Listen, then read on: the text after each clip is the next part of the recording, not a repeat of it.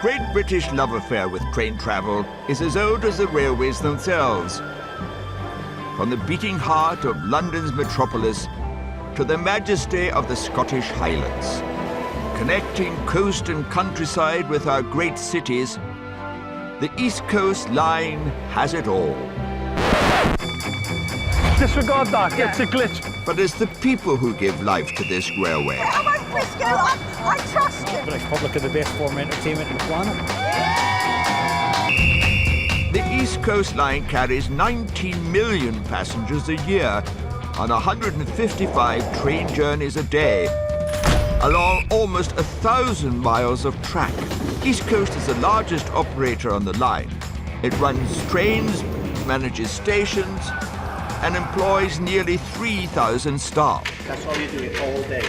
I'm not playing with you while you're showing off. The East Coast workforce toils tirelessly. Handy bags, please. From driving trains... Look at this office window. Fantastic. ...to making breakfasts... I took that much bacon over the years, surprised I haven't turned into a pig. ...to controlling the whole train set. Boarding, that's absolutely excellent, Graham. Keeping everything on track behind the scenes and in public. I've been standing here for half an hour. These are the real heroes of the railway.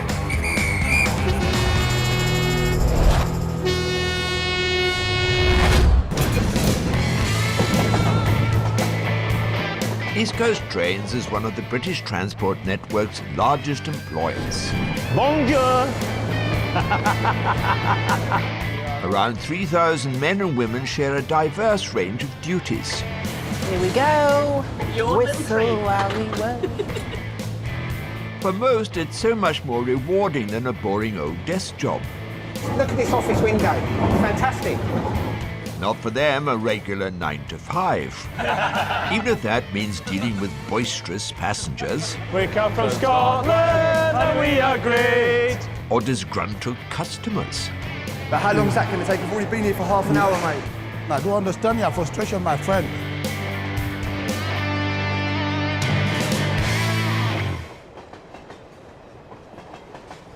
When I left my last job as a finance director, when I joined the railway, I told my managing director when I told him I was going, if I had all the money in the world, I would actually pay someone to let me drive trains. But now somebody pays me to do it, so I can't ask for any more.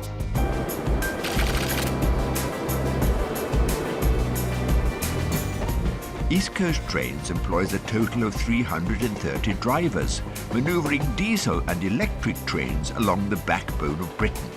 It's every child's dream to drive a train, but only a lucky few ever get the chance. Steve traded in his 9-to-5 job as an accountant for a new life on the railway.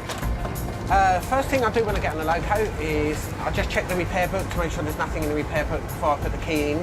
And then I set the train up ready to do a brake test and just check the lights to make sure all the lights are okay. So I just do the brake test. So the brake pipe's going down, which shows that we've got a brake all the way through from the loco to the back of the train. I think we're okay. There doesn't seem to be any drastic repairs booked, so I think hopefully we'll be away on time. But I've got no wood to touch, so I should not have said that. With his checks complete and his passengers on board, Steve is ready to set the 8:30 from London's King's Cross on its way to Newcastle. Today we have 8 stops altogether, including Newcastle when we get there. I'm just going to test the horn because I test it when I leave King's Cross, just to make sure it's working before we get too far. And this noise that you can hear there, that's our vigilance device, which I hear going off a number of times on the trip. It goes off approximately every 90 seconds. If you don't cancel it by lifting your foot and putting it back down again, the train brakes go on and it stops the train. But we get a very limited amount of time to cancel that. It's about 1.5 seconds. So you hope you don't get too many noises going off at the same time. Back at King's Cross, it's not bells and whistles that need attention, it's people. Just out here, upstairs, across the road upstairs. Have a nice weekend. Travel consultant Joe's job is to help passengers get their right train. Is that okay? Yep, thank you. Okay, sir. Working with the railways is the only way I can satisfy myself and enjoy what I'm doing by helping people, because with the railways you have to deal with customers. It's not a job that you just have to sit in the office. I will send you to the customer information center, so when time comes they can take you on the train. Oh, that would be wonderful. Okay. Joe's happy to deal with any challenge from the travelling public. I'm a people person. If you see me doing my job from the face, it will tell you that this guy loves people because I'm always smiling. Cheers, bye.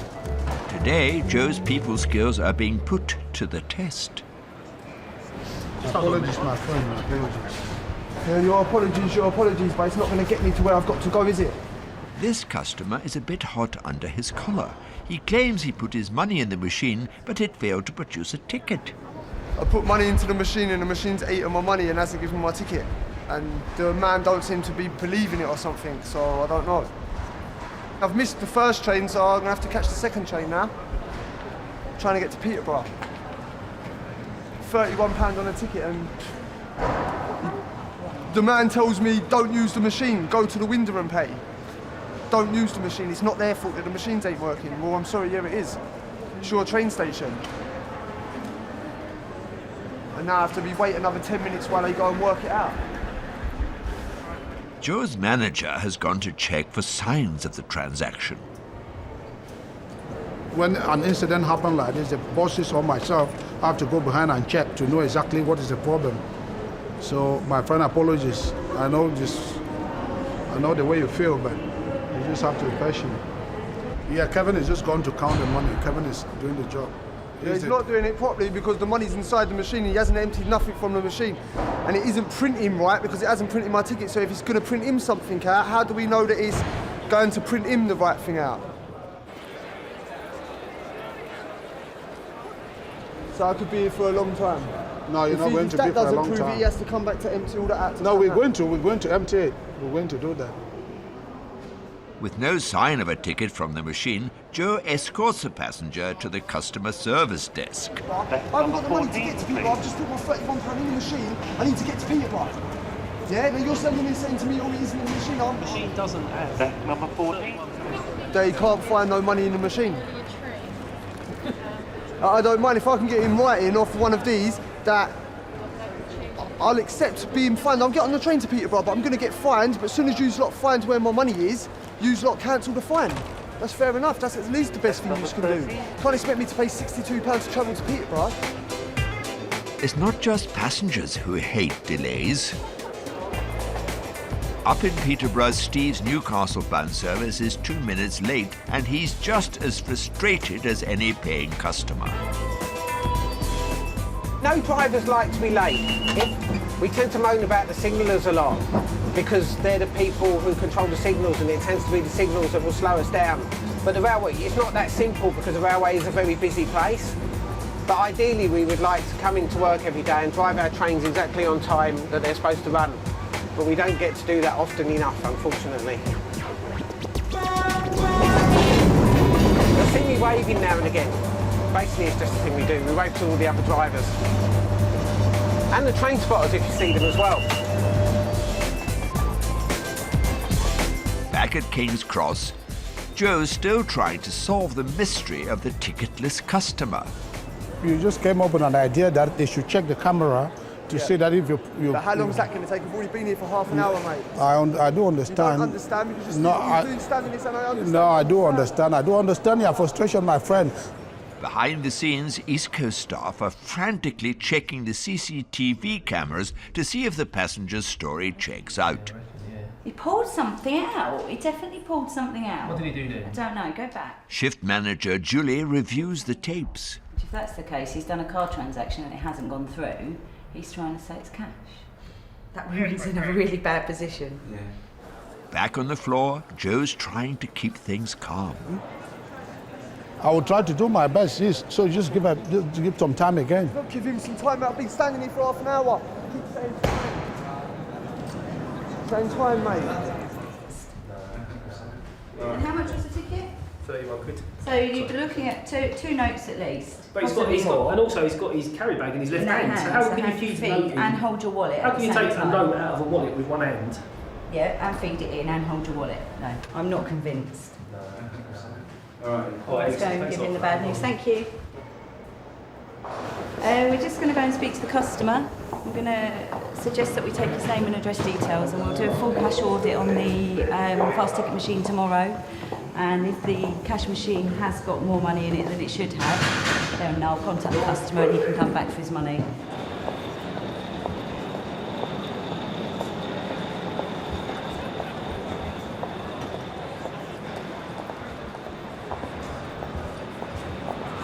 Scott, where is he?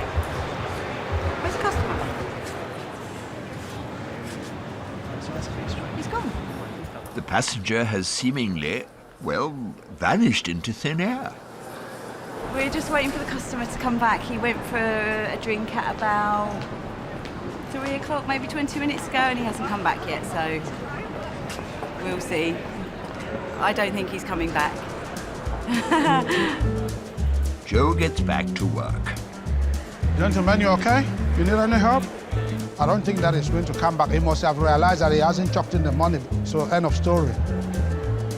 And we'll never know if the customer ever made it to Peterborough.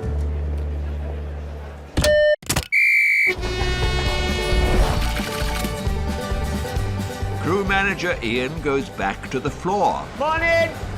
And trainee Carol faces her worst fear. Tea, coffee, sandwiches. I'm scared of the trolley.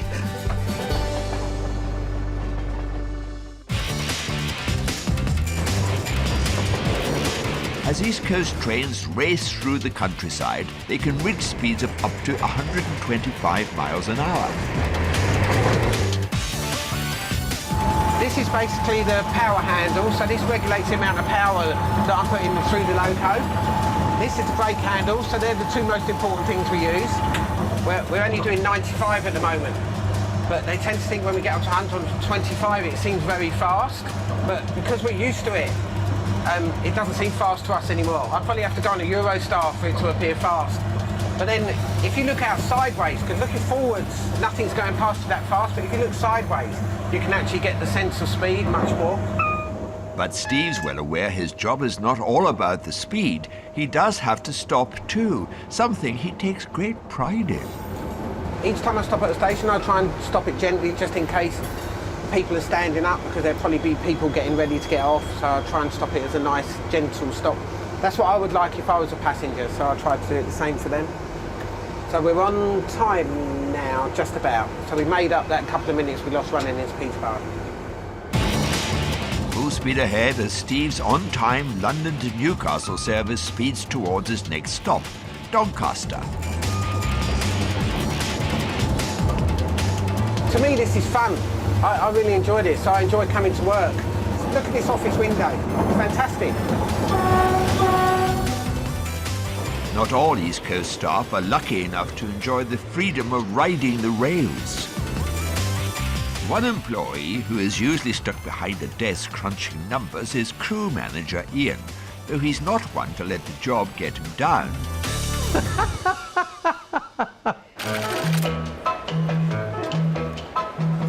Ian's been with East Coast for 16 years and manages a crew of 42 employees. Very demanding job. A lot of things, a lot of people need your attention all the time. You're either a sane person who doesn't sleep or you're just crazy. Today, Ian's in luck. He's getting out of the office and going back to the floor. Bonjour!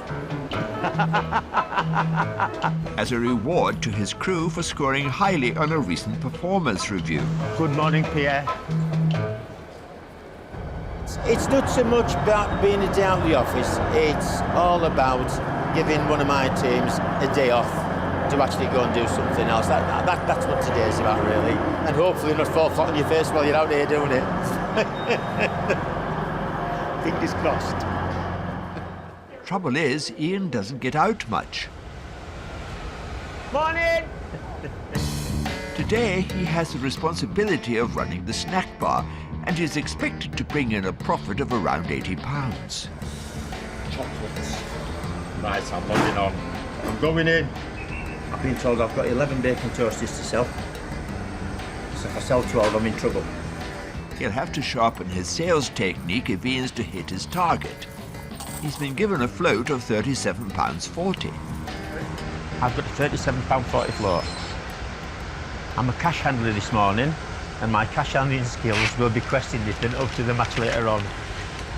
I will have a £37.40 float when I get to London. Plus, loads of money.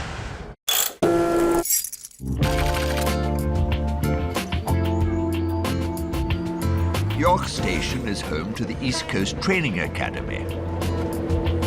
Today, 13 eager new customer service recruits are here to learn how to drive a trolley the right way. Did everyone all right? Did you sleep well? Yeah. Yeah, had a good sleep.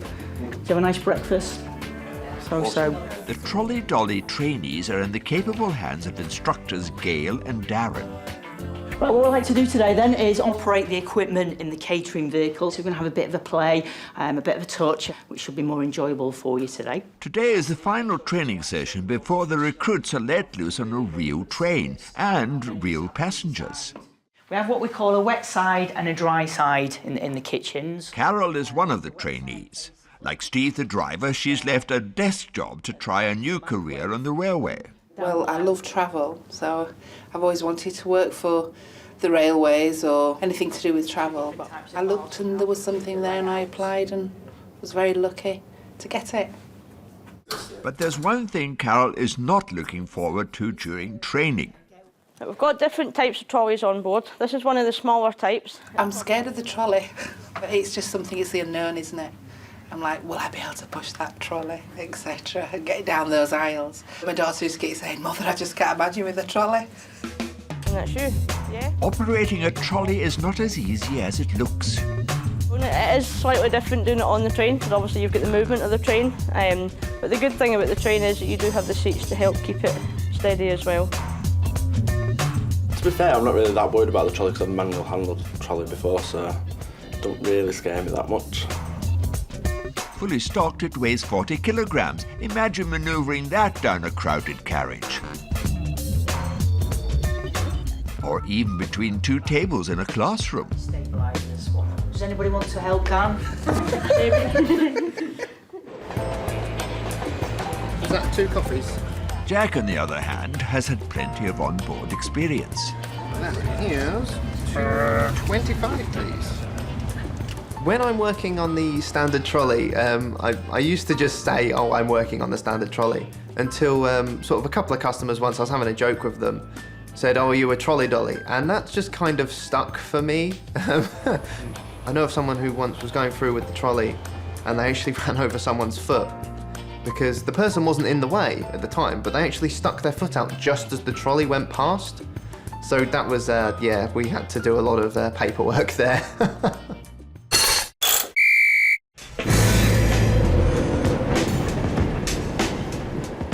Crew manager Ian is 20 minutes into a 2-hour journey from Leeds to King's Cross. He's keen to sell to reach his £80 target, but he's off to a slow start. Don't see me, nobody coming down in a minute. Very soon our Vicky will make an announcement and tell all the lovely people down there that we're open. Good morning, ladies and gentlemen. Pleased to tell you our cafe bar is now open. If you'd like any hot drinks on this cold morning, or any freshly made bacon toasties, or any hot paninis, they're all available at the cafe bar now.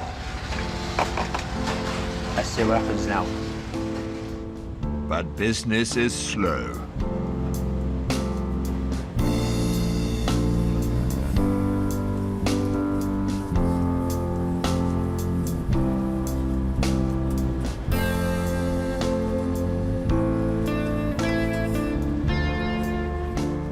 Ian is convinced his sales have been sabotaged by fellow crew member Darren, who's operating the trolley. He's gone that way and he's catered to everybody needs, and now he's coming back this way, catering to everybody's needs, and everybody thinks, I don't need to go down to that cafe bar. It's very frustrating, this for me. I'll have to unleash myself. I'm going to break out and go and talk to somebody.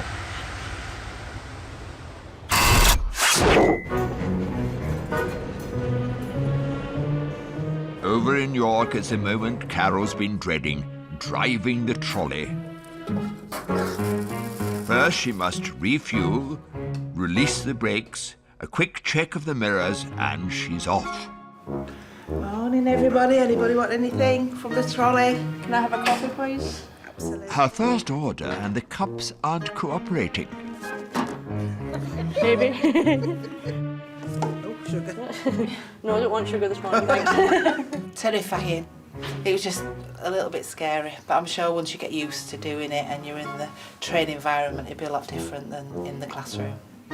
Thank you very much. Thank you.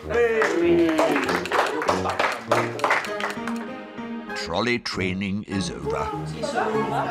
Carol's next customers will be fully paid up passengers on board a real train.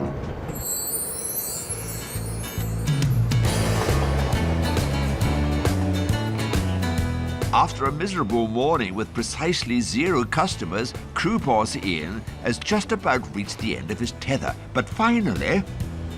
And what sort of tea do you sell? Have you got any mint tea? Peppermint. Please, yeah. Thank you. Not 1, but 2 customers. When it rains, it pours.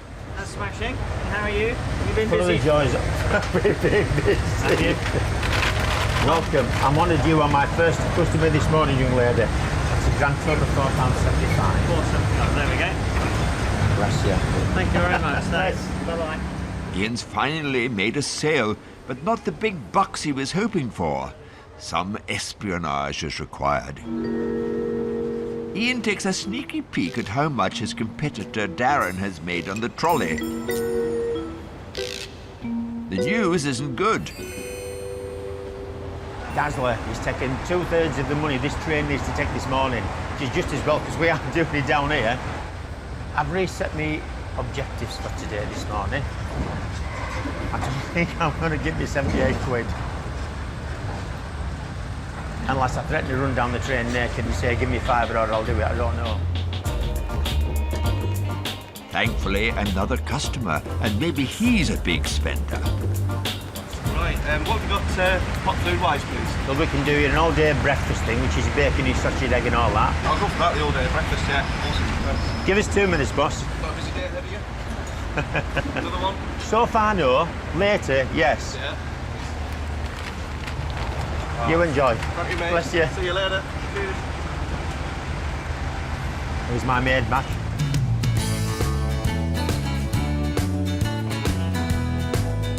Ian's return to the floor hasn't been as profitable as he hoped. Time to cash up and see how bad the day's takings have been. I've taken a grand total, hey, 23.50. That's it. Bang it in. As they pull into London, Ian worries about what his crew will make of his poor performance. My lot's going to kill me when they find out I've been on their bar and taken £23.50. Fortunately for East Coast, normal service will be resumed tomorrow when Ian will be safely back behind his desk. There we go. Job's done, job's finished, we've cashed up. This bar's beautiful, next crew. Bye from me.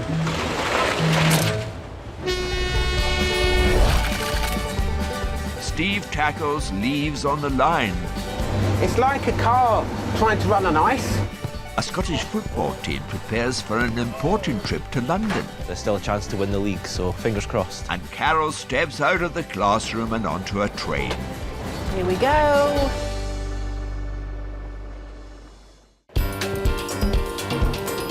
Throughout the year, East Coast train drivers battle the elements. The worst Britain has to offer. Today, on Steve's 300-mile journey to Newcastle, is a good old dose of British rain. So this is it's probably worse today because we've had the dry weather, and it seems to be that the first couple of days after a dry spell, if you get rain, the track's that much slippier.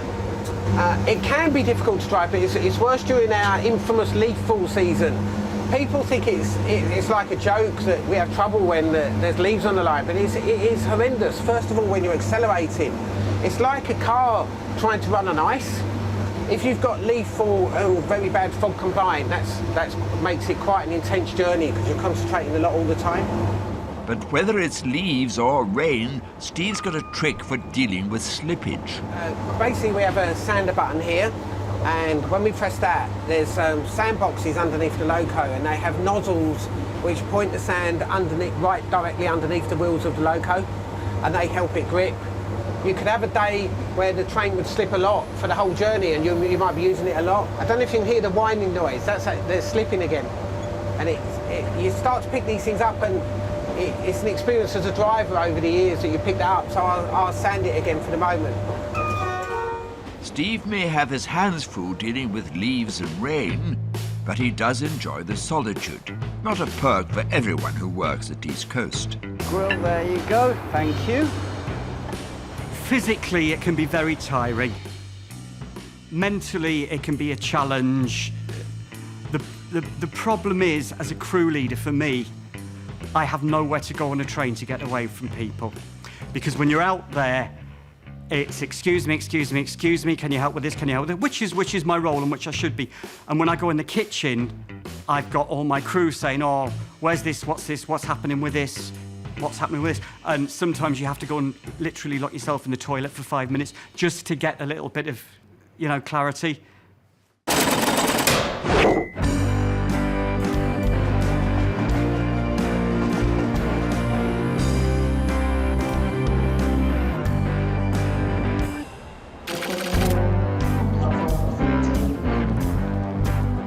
At Leeds Station in Yorkshire, customer service trainee Carol will be trying to resist the urge to lock herself in the toilet.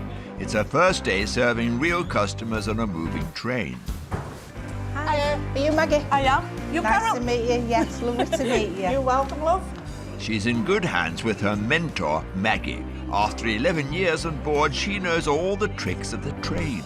How are you feeling today? I've been really frightened, really scared, but excited at the same time. Yeah, it's exciting work, but don't be scared. You'll enjoy it. You'll enjoy it. You won't be able to wait until you come back tomorrow. Wonderful, that's what I want to hear. It's a first shift, so she's a bit shy and nervous. And going to learn how we do first class and how to serve food, drinks, and help to the passengers. She'll be fine. Her nerves will go away by the end she gets into London. As the train pulls away for the 2.25-hour trip from Leeds to London, Carol prepares to face her public. Mixture of emotions, really. Excited, obviously, because it's a new job, but also quite scared. Been a bit of a wimp today, really, and that's not me. But I just want to do a good job. Carol managed the trolley in training, but now it's the real deal. Here we go. Whistle while we work. And today she'll be spoiling her customers with a first-class service. There you are. Enjoy. No fruit, no crisps, no cake. You drive fast, Maggie. Now Carol gets tips from the kitchen staff on how to keep hot pies on the plate. The easiest thing to remember is to try and walk like a penguin. Thank you very much. And if walking like a penguin doesn't work, Maggie has another suggestion. I've just got to get used to my train legs. The best way to do it is pretend that you're drunk. Oh, right. Enjoy.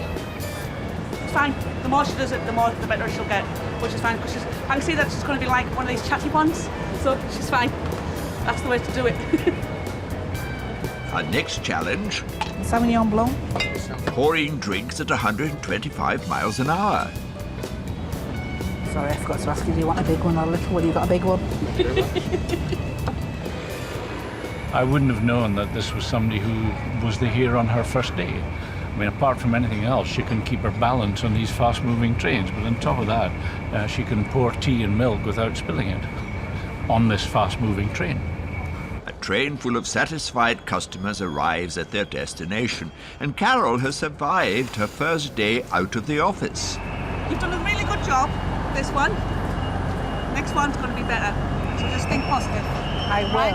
And if you've got any questions, just ask. I will do, absolutely. And the dreaded trolley, piece of cake. It wasn't as bad as what I expected it to be. I am looking forward to my next shift. I will turn up tomorrow.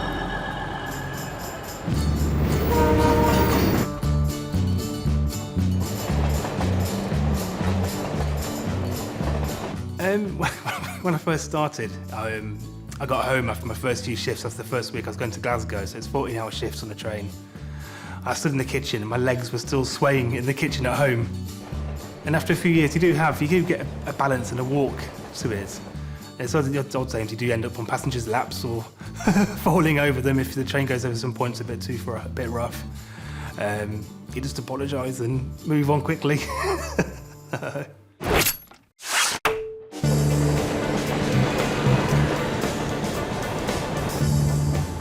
Steve, the driver, just loves his job, but his schedule is not to everyone's liking. I put the biggest challenge down of being a train driver as the wife moaning about the shifts. She'll always moan about working at weekends and nights, but doesn't tend to say when I'm home during the day and I can do jobs or we can go out together. So that's, I suppose, on a personal basis is the challenge. At heart, Steve's an old romantic, at home and at work. One of the things I really enjoy about being a train driver is, as you're getting out of the cab, you're seeing people run off the train and then running into the arms of someone that they love and they've missed and they've not seen for a long time. And you think, actually, I've been part of getting those two people together, so that's really nice. It does have the adverse side as well of it, is that sometimes you'll see them as you walk down the train when you're getting the train ready, and you'll see them in a hug because they're being split up by us travelling away, but you know that ultimately you're going to bring them back together again one day as well. And it's just a great thing to see. It's nice. Steve loves bringing people together. Here we are, Newcastle and on time. Good trip. And he knows every train journey tells a story.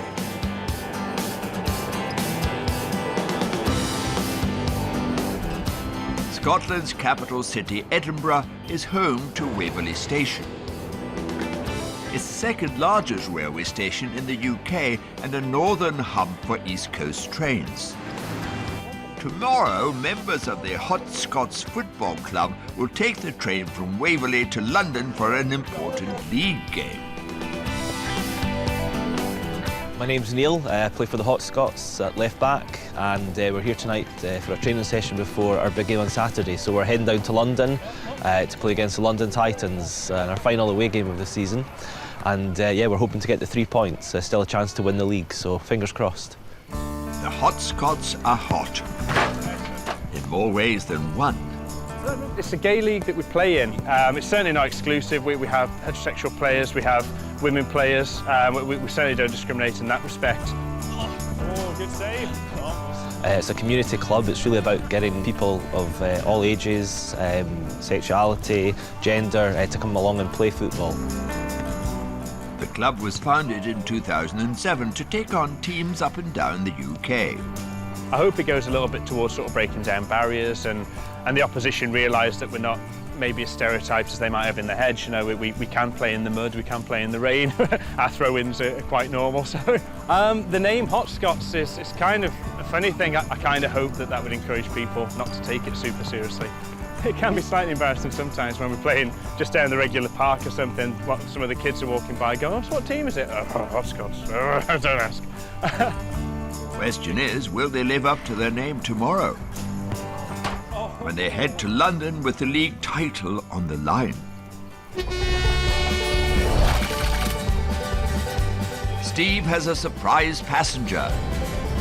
You keep your fingers crossed that one-off thing that happens once in your railway career doesn't happen when you've got your manager sitting next to you.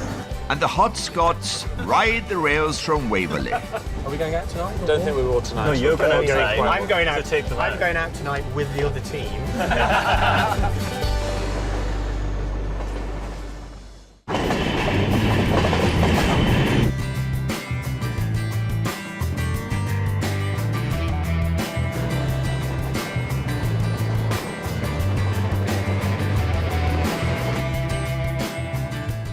On On the platform in Newcastle, train driver Steve's about to head back to London, and he's been joined by a surprise guest. Colin, his manager, will ride alongside Steve to assess his driving skills. With safety a priority, every East Coast driver is assessed on a regular basis. Ever the optimist, Steve is glad of the company. It's always good to have someone in the cab because it's one of the things people have said it can be a lonely job. So even to have your manager in doing an assessment, it just makes it a little bit more interesting to chat to people about things. What I try to do is I try to do my job the same every day. And as long as I do that, I'm doing it right and Colin will be happy, hopefully. Well, we see what happens. Famous last words. They pull off. Colin watching his every move. But what's he looking for? It's his general driving abilities. Also to make sure he complies with the speed restrictions. Nice smooth stops. This is what I like to see is when a train runs into a platform, people are invariably getting up, getting luggage out of racks. So you don't want to be stopping in a hoop. You want to be coming nice and smoothly, and that gives a better passenger experience. Every year, 25 million passengers pass through Edinburgh's Waverley Station, and members of the Hot Scots football club are among them, ready to board an East Coast train south to London's King's Cross. Yes, the big moment. We're on the way, very shortly on the way down to London for the big game tomorrow, and hopefully get the victory and then go out and enjoy ourselves, essentially, and celebrate. A bit crowded, but we'll use our silky skills to sneak past them and we'll be fine. The boys get settled in for the close to 5-hour journey to London. A long way to travel for an amateur league, but this isn't just any league. It's the only gay football league in the entire world, essentially. We're in the first division, which is the Premier League of the world's only gay and lesbian football league. So if we win that, that's something to be very proud of. Pride aside, now it's time to talk tactics. Are we going out tonight? Don't think we will tonight. No, you're going out tonight. I'm going out. To take the night. I'm going out tonight with the other team till 6 a.m. So that they're good and ready for the game tomorrow, and everyone else is going to bed. That's my job. All jokes aside, they take their game very seriously. Gay people have this bad image that they're all fairies and they don't like contact sports, which is very stereotypical, and it's not like that. That's one of the reasons why I joined. I felt really comfortable joining the team and hope to be there for many years. Whether I get picked is another thing. When we started playing some of the mainstream teams in Edinburgh and Lothians, and you had teams that were turning up not quite knowing what it would be like, you're kind of a bit embarrassed for them, and then going back to work on Monday saying, oh yeah, we got beat 6-0, yeah. So it can be quite funny that way. It's 2013, and I think most mainstream teams would be okay with it, because if you're only good at football, they'll generally accept you. Yeah. If you're not any good at football, then maybe they won't. Yeah. Hopefully it'll encourage more people to take part in football, and if we're just another outlet for that, then great. But at the end of the day, it makes no difference what sexuality you should be able to enjoy the game, that's it. You know, we do have straight people in the team as well, and you know, some of the two new recruits are straight, and they're very good football players. We hope to build a team around them soon. Spirits are high as they pull into King's Cross. The mighty Hot Scots, we come from Scotland and we are great. We have defenders who won't surrender. I will take your trophy away. That's how we do. The Hot Scots went on to win the game 3-1, but sadly missed out on the league title by 2 points. Not to worry, lads, there's always next year.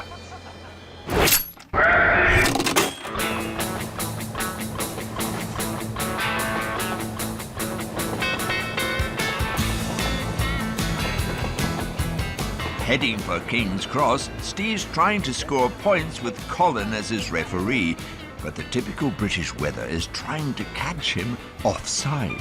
Oh, slipping. It's because of the rain. It's drizzling. Is there anything you can do on these to actually ease the wheel slip problem?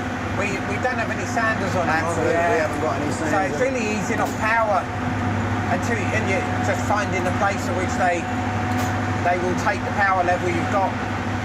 Good. Colin's impressed, but as they pull into the first station, Steve has to put on the brakes gently. The stop was fine, it was nice and smooth and controlled, and we stopped in the appropriate position. That's spot on. I'll heighten the tension now and say the one that I hate stopping at is the stupid lollipop in King's Cross. we have a lollipop in King's Cross where we have to stop and it lines the train up so they can get the water pipes on. And because the HSTs, the brakes tend to react, go on and come off a little bit slower than they do on the electrics, they're that little bit harder to get stopped right. But it's a matter of just having it all under control as you run in, that's the thing. So we'll see what happens when we get there. I can bribe my manager now. Would you like a wine gum? I will, but that won't make no difference. I'll give it back then. Passing this assessment is important to Steve. He couldn't imagine not driving trains. But it's not just driving tests he must endure to keep his license. We have medicals at the moment every 5 years until we're 60 years old, and then we have to have them every 2 years. And I think if I went into a medical and they said, sorry, you're going to have to come off train driving because your hearing isn't good enough or your eyesight isn't good enough now, it would probably be devastating given how much I love the job. So I tend to dread the medicals a bit. With one stop to go, Steve's assessment is nearly complete. No pressure at all. Hopefully I'm doing okay. I just drive how I normally drive and hopefully that's good enough. And you keep your fingers crossed that one-off thing that happens once in your railway career doesn't happen when you've got your manager sitting next to you. It is purely about his driving because the most important thing is that he drives the train safely. And if that means we've got to be late because they put something in front of us, then we can't do anything about it. You know, we endeavour to be there on time because, again, every driver wants to get their train from A to B on time as part of a professional pride. With his confidence high, Steve pulls into King's Cross Station. Precision is needed as he faces his arch nemesis, the lollipop. He needs to stop this 453-ton diesel engine on a sixpence, under the eagle eye of his manager.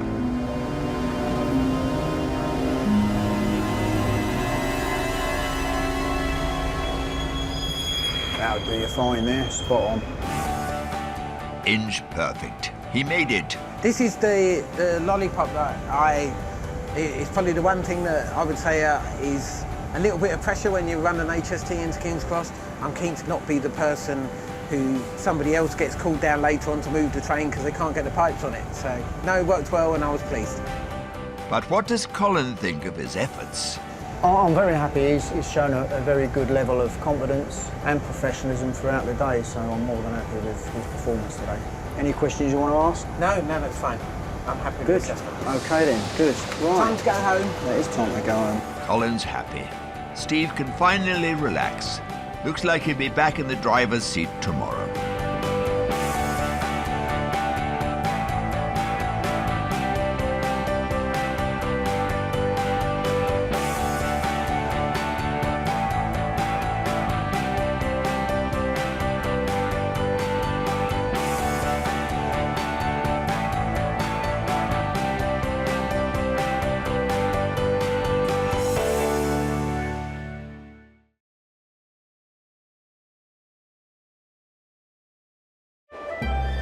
The great British love affair with train travel is as old as the railways themselves.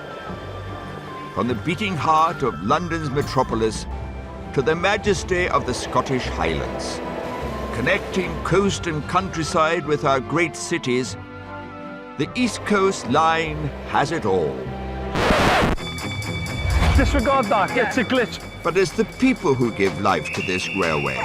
I trust him. The Republic are the best form of entertainment on the planet.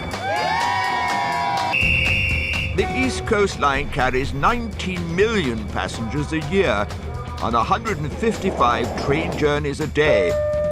along almost 1,000 miles of track. East Coast is the largest operator on the line.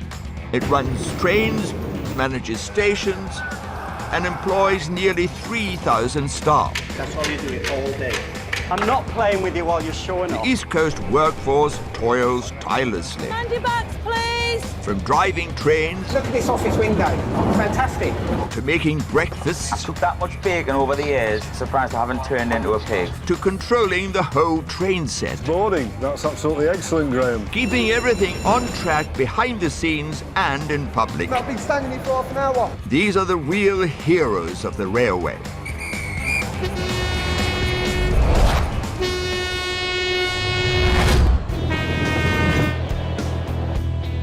East Coast Trains is one of Britain's biggest and most diverse transport networks. Any breakfast for you this morning? No, nothing at all?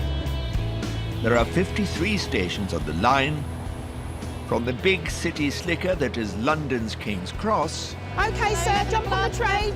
to some smaller country cousins. Back in the trenches now, and we'll go crazy in another half hour. 12 stations are managed by East Coast Trains themselves, and Newcastle, by far the biggest and the busiest, is one of the jewels in the crown.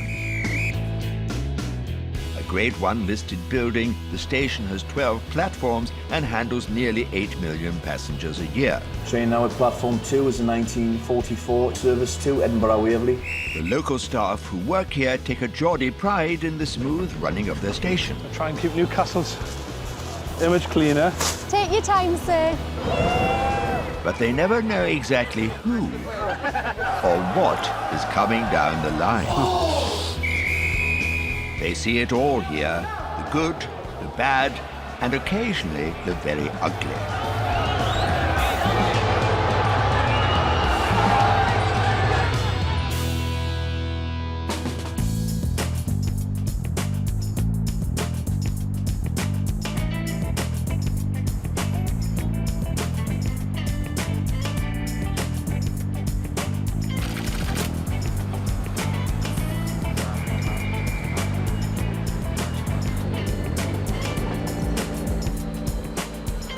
You know, I've worked all around the world. To come back to my hometown, to be manager of Newcastle Station, I feel very privileged. I feel very honoured to have the job, and you know, and I walk through my station with pride every day, and that's what keeps us going. Station manager Louise is the queen of all she surveys. Newcastle Station is her pride and joy.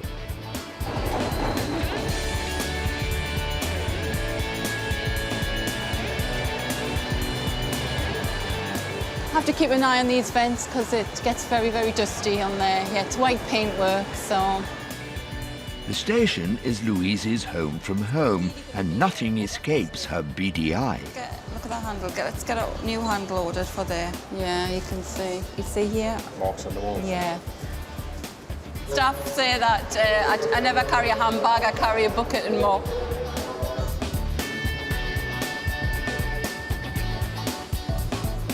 Oh, you got a film on the top.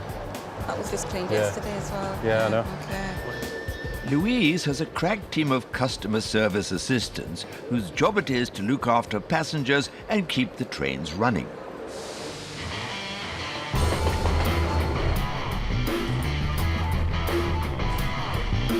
Railway lifer Daz is one of the station's longest-serving staff. This is the one, darling, this is the one, yeah. Started there as a cleaner. Been there, like, well, I say nearly 30 years now. It's a good life, man, it's a really good life. Like his boss, Louise, railways are in Daz's blood. I'm hoping to be a 50-year man, I think.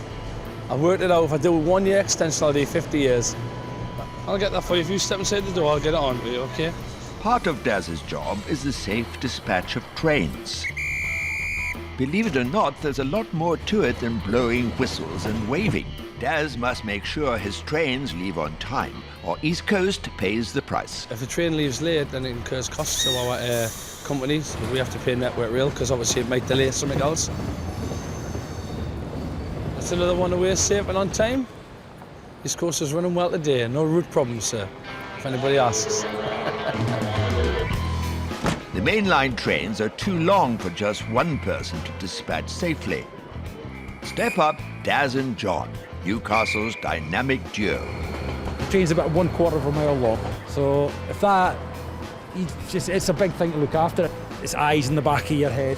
I've had parents trying to put the children in pushchairs on the trains before. When the doors are closing, it beggars belief sometimes with people. You're just using common sense. If you haven't got that much common sense, don't have children. I'm sorry. Excuse me 2 seconds, gentlemen, this is where I thought. So it's my responsibility until this train leaves the platform. Anything that doesn't look right, we can still stop the train until the guard goes past me. Once he goes past me, then it comes down to the signalman. Fundamentally, I'm dispatch. I deal with the trains, but I deal with the public as well. I like people. British public are the best form of entertainment on the planet. OK, sir, jump on the train. Edinburgh. Thank you. Thank you. Yes, madam, first stop is York, thank you. Train now at platform 2 is a 1944 East Coast Service 2, Edinburgh Waverley. This train will call at Morpeth and Edinburgh Waverley only. Customers always right. Always right. That's what we're led to believe. Customers always right. I say that with my tongue firmly in my cheek.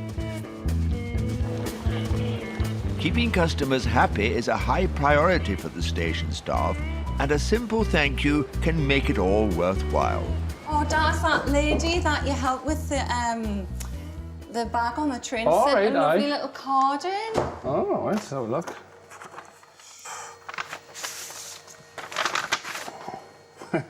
Is that us? No, it's not us.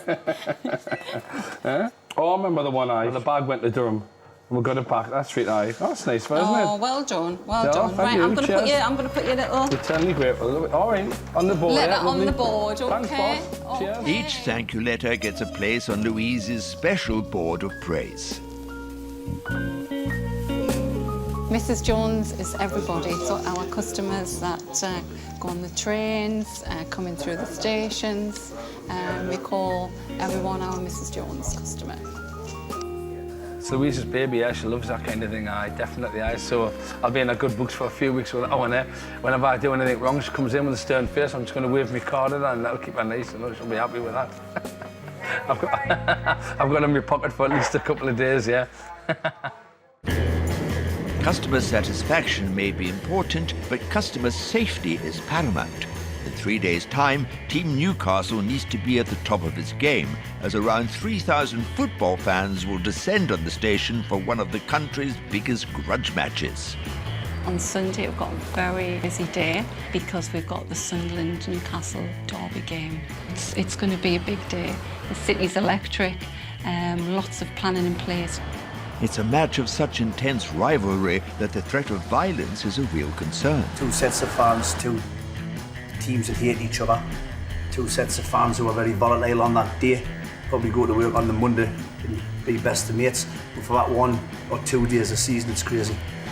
Well, we can start cordoning this off now, as from Friday, I would say. For station manager Louise, Derby Day is the most testing shift of the year. Previous games, there's been a lot of arrests and a lot of fights on the station and supporters running across the lines. Maybe start tonight. Yeah.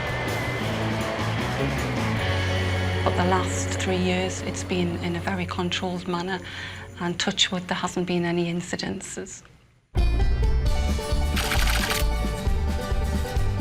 John and Daz saved the day at Durham, and it's action stations for Louise.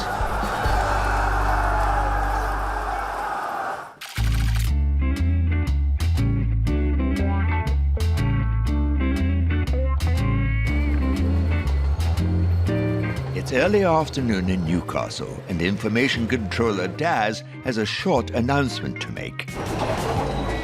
Train at platform number 4 is at 13:42.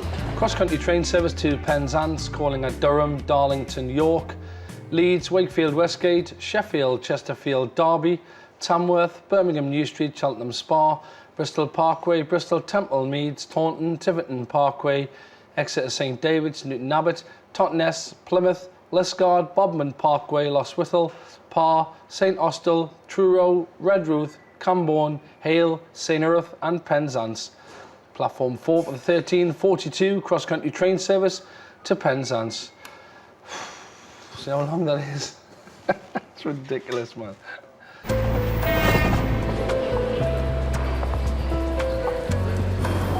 It's the calm before the storm, as in 3 days' time, thousands of football fans will converge on the station for the Newcastle-Sunderland derby.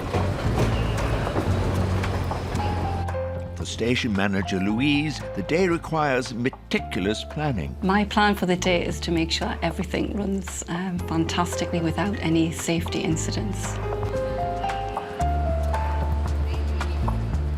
In preparation for match day, Louise is meeting with British Transport Police. Obviously, you're fully aware that this has been graded as a Category C, high risk of disorder within the rail network. With passions running high between rival Newcastle and Sunderland fans, the station team must prepare for the worst. Any issues associated with crowd control within the railway station are down to yourselves. We anticipate about 2,400 to travel by train. The fans themselves will be coming out onto the Neville Street exit and they will be escorted around the back and down into the car park exit, where they will then join the main bulk of the football supporters under Oxford Street. I think we've both got the same objectives: crime-free, minimal disruption to passengers. On the day, you've got station manager and 3 duty managers, so staffing-wise, will be on the ground. You know, it's a cast of thousands for this game. It's quite an impactful game for the whole of the region, and there's quite a lot at stake. But the 2,500 football supporters are not the only fans who'll be arriving at Newcastle Station in 3 days' time. Rock superfan Paul will also be there on the big day. That's my big country t-shirt from, I've not worn it 18 months. Paul's getting ready for a marathon East Coast train journey following his idols, Big Country. Big who? Well, they were big in the 80s and they're still going strong. So we've decided to go to Glasgow, Aberdeen, and Newcastle in 3 days. People have said I'm mad, but it's when you've got a passion for something, I think you should do it.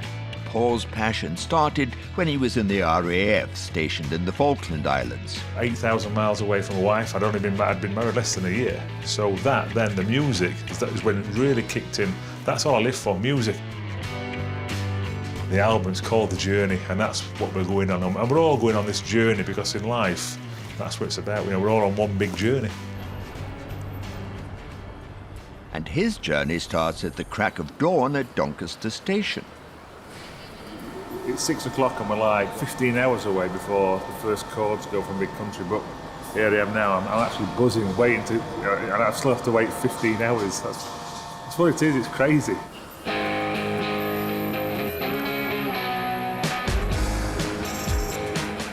Paul won't be travelling alone.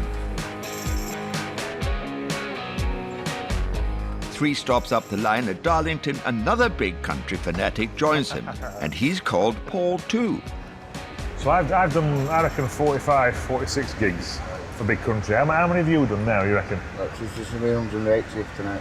Your 180th? 180th. So what's your next target? After tonight, 180, what would you... If I do another 20 next year, I'll do that and do 200. To get 200? To 200, yeah. Wow.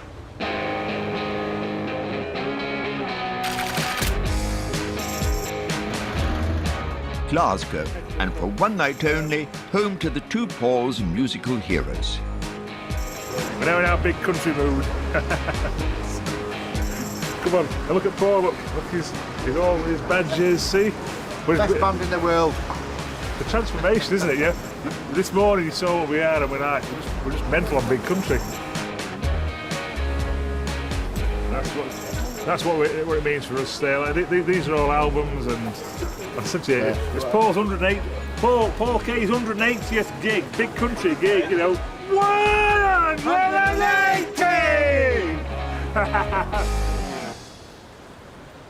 That's my Big Country ticket. We're gonna have fun. We'll see you tomorrow morning.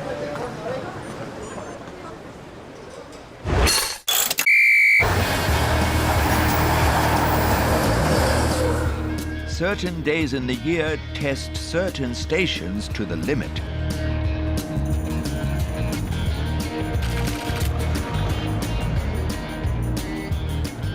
At Durham, the team is getting ready for one of its biggest challenges. It's so dramatic that they have to draft in all the extra troops they can muster, including the A-team from Newcastle, John and Daz. Extra pair of hands to bring the big guns out when they need to bring the big guns.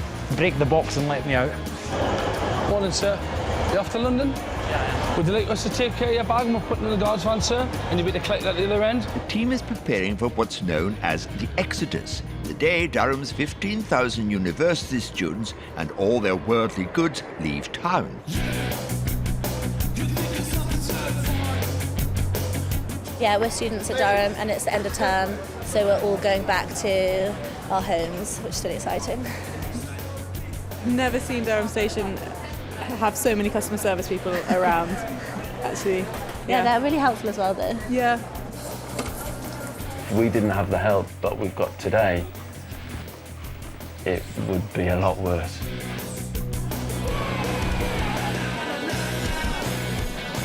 We've got marketing, we've got station managers down from Darlington, we've got the one that's in charge of Newcastle. Anybody that can find it spare is willing to come and give them a hand for a couple of hours. But the East Coast staff aren't just here to be helpful, as time is money.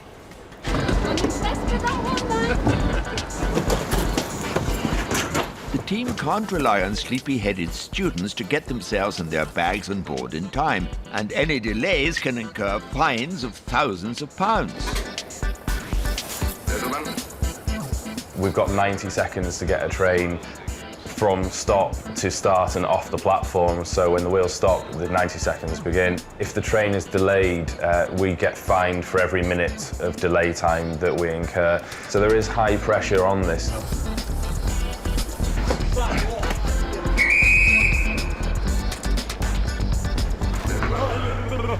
1 minute, 20 seconds. Mission completed, and with a whole 10 seconds to spare. So it's back in the trenches now, and we'll go crazy in another half hour. Hiya. If you wish, aye. I got my degree in it. Oh, aye. Just get on the train and fail. Aye, not a problem. No. You can watch it go in safely. The only people who can go in is us with carriage keys. You have to be railway staff to get in.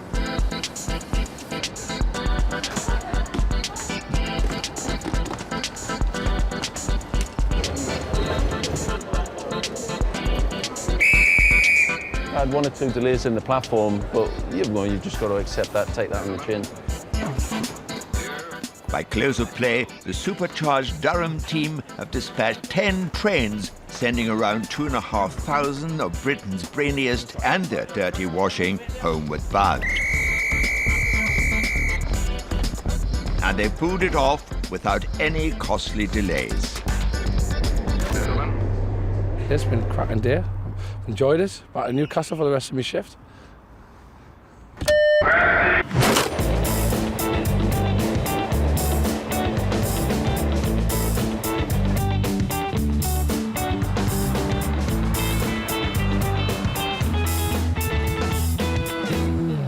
After a late night in Glasgow, rock superfans Paul and Paul have taken the train up to Aberdeen for the second gig of their big country marathon. Slightly different day today in that we're going to check in a bit earlier, have a few drinks, and then we're just waiting for the phone call to go down and get involved with the sound check, which is none of us have ever been to a sound check, so it's all new stuff. It was a chance meeting with Mike Peters, and I politely asked him, and Mike politely said, of course. The two Pauls have managed to get exclusive access to their hero's sound check, courtesy of lead singer Mike Peters. I've never ever been to a sound check. You get up close and personal with the band, and that for me it's beyond dreams, it's beyond belief, because they're still heroes, but we can talk to them. At the end of the day, they're just normal people, and that's just blown away now, you know. And we haven't even seen the second concert yet. I can understand the fans that travel night after night to see Big Country. I used to do it myself when I was a kid, following the Clash and the Buzzcocks. And I know that there's something in music, in rock music, that gets deep into the heart of a lot of people, and one show is not enough. Tomorrow, the two Pauls will be back on a train bound for Newcastle. And they won't be the only ones, as thousands of football fans head for one of the most explosive local derbies of the year. But just how prepared is Newcastle station for kick-off? Heart racing, pulses up, temperatures up, nervous energies here.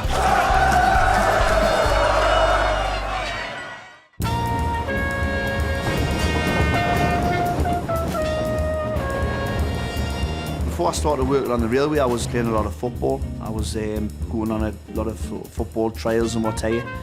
And I was meant to have one at sort of Ipswich Town and sort of one at Sunderland. You know, I come on the railway as a short-term sort of fix before I'd go on these trials, and I had my life mapped out. I was going to be a superstar footballer. It never happened like that, unfortunately. I come on the railway as a short-term fix, and I'm here 22 years later. You know, and it's all I know.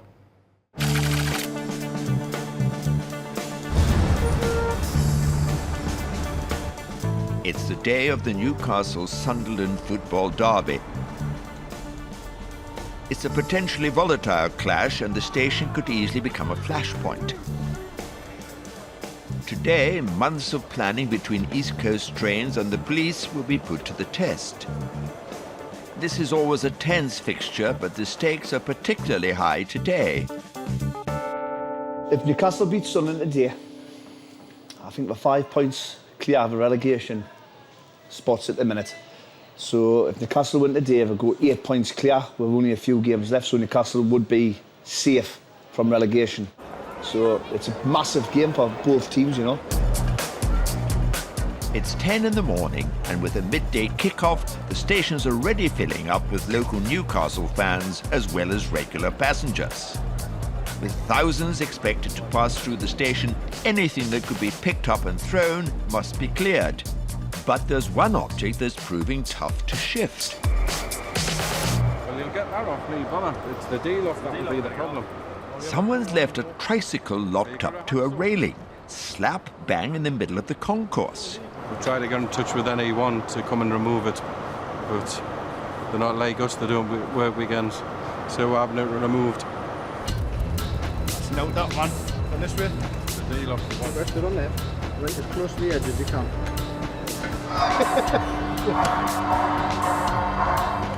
Try as they might, the team can't cut through the lock, and with fans pouring into the station, drastic times call for drastic measures.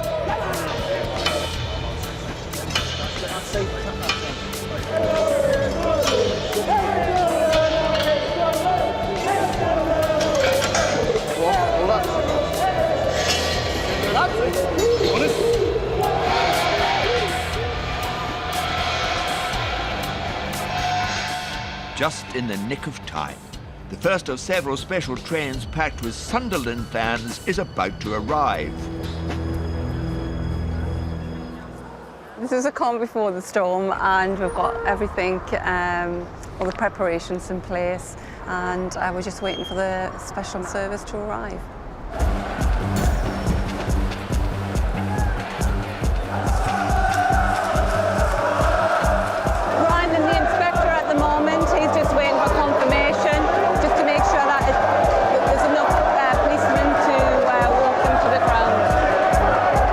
The first of the special trains carrying Sunderland fans has just arrived.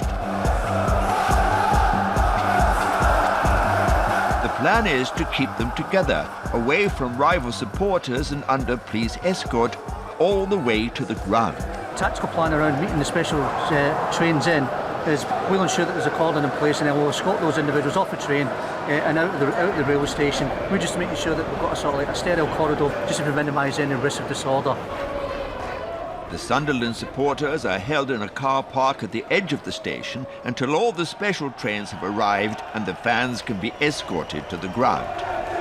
think it's important to say that the vast majority of the individuals who go to this football match are honest, decent, hard-working individuals. However, like any other typical event, a minority can potentially spoil it for the rest. With the first wave of fans held in the car park, another football trainload arrives.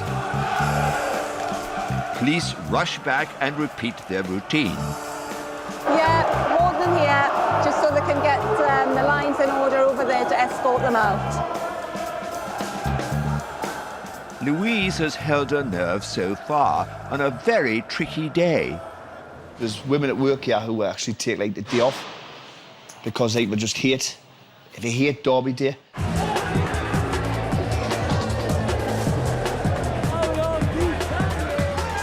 But it can get really, really intimidating, and it's not a nice place to be when you've got sort of running battles outside and you've got people full of alcoholic beverage, sort of working ourselves, shouting and bawling. The police do show a presence out there, and they do police it quite well. But they cannot be everywhere all the time, and that's when the trouble starts. But now the station is trouble-free, and the police are ready to escort the Sunderland fans to the match. But in 3 hours' time, they'll be back, and Louise and her team can only guess what mood they will be in then. Okay. Just saying it went off very well. Just hope the return's just as easy. Yeah. Sure it will be.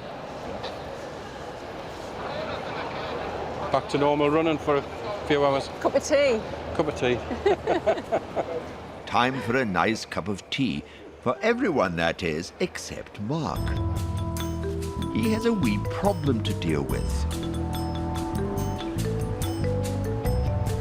All the Sunderland supporters come up here. I mean, obviously there's no toilets, so what's happened is that they've branched off, seen this nice little spot, and they've had to urinate on the back of the office. Could have been a lot worse, could be blood, we're mopping up, there's been no trouble, it's been well managed, so a little bit disinfectant's not the end of the world. Land of hope and glory. I've got lots more to do with this, is that right? My liege. My liege.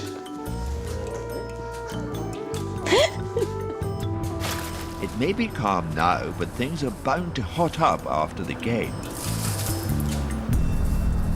If Newcastle win, the city centre have a good atmosphere about it. If Newcastle get beat, then we'll feel worse because of the fans.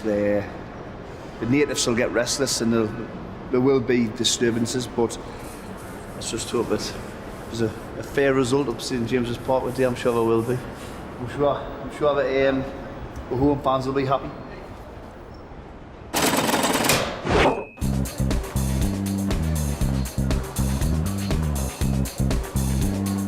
With Newcastle station temporarily back to normal, another train is about to hit the tune.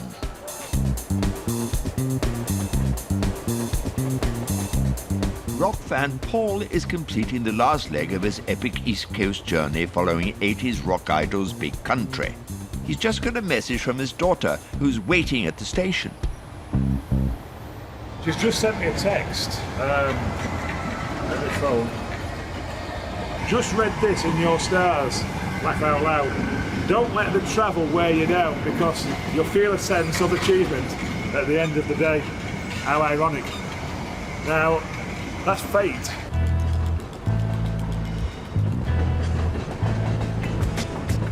Paul finally arrives at Newcastle to find the station a much quieter place than it was a couple of hours ago.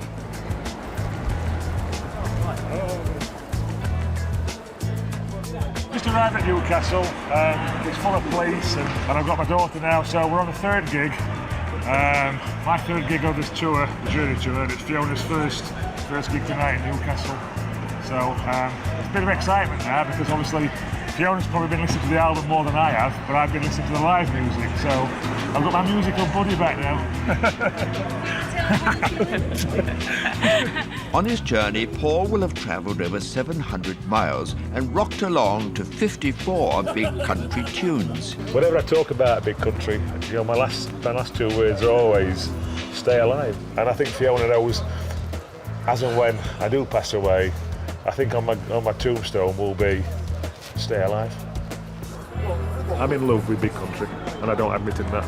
It's a passion that I have for music, and this band has taken me on a special journey, and this journey is going to continue for a few more years yet. So yeah, it's been really, really good and exciting.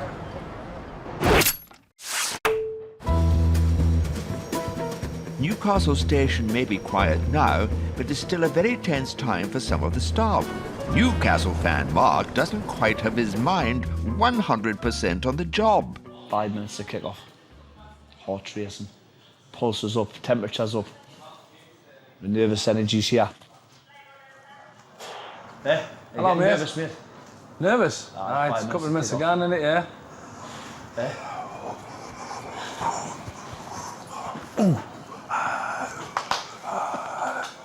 That's what it's like. Come on! Go ahead. While the boys worry about the match, Louise's concern is what the result might mean for her station. Everything that's happened today, it'll now be in reverse formation, so we'll have to be waiting for the fans to come back. But for a safe operation on the station, I would like it to be a draw. It'd be good for us. When the big game kicks off, Newcastle station gets the good, come on, the bad, what a nightmare, and the ugly.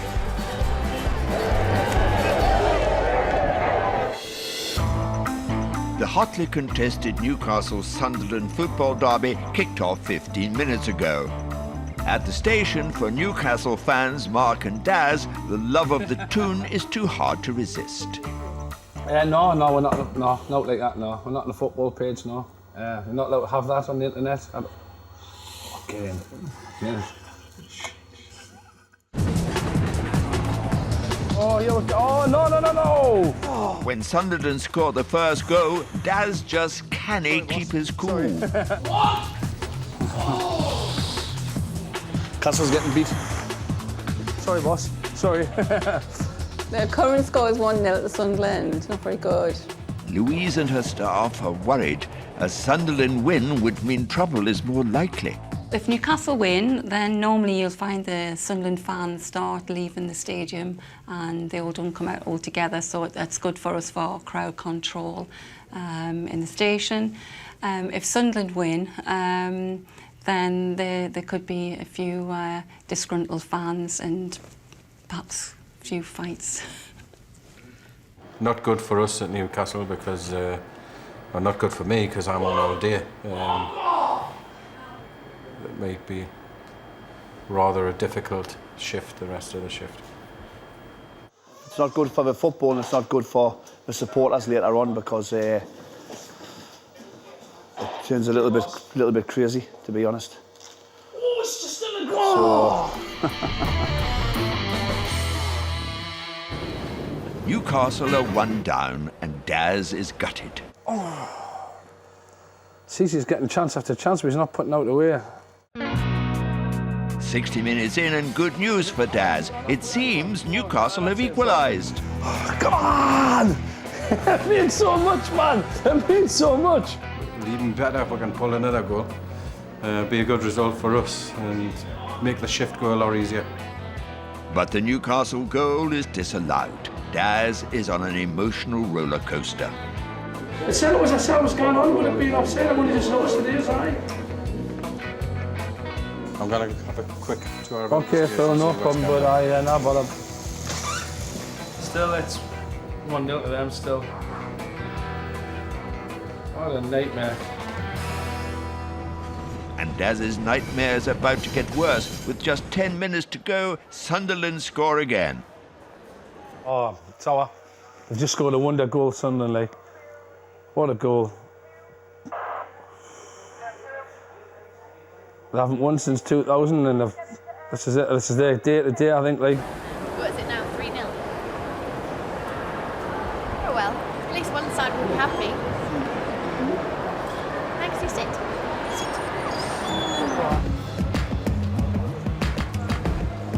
At the final whistle, Sunderland win 3-0 and Louise fears the worst. the major concern now is just the clash between the Sunderland fans that are coming to use the station and Newcastle fans that are in the station. It's not going to be a problem with the Sunderland fans because they're all going to be in good spirits because it's a cracking result for them. Unfortunately, for us, it's not so good a result. It's an absolute nightmare when it kicks off and the supporters on each other's throats. It's not a nice place to be honest. It's a little bit intimidating. You can see now we've got a lot of police in attendance now. They're obviously getting prepared for them coming down. The police are escorting the Sunderland fans back to the station where Louise is waiting nervously. Are they on the way, Brian, are they? What? Are they on the way? Yeah, they're on the way. The escort's on its way down, so we'll hear them coming down the back of 4th Street. It's going to be one slick move in onto the station, onto the train, and then gone. That's the plan. So we'll see how it happens.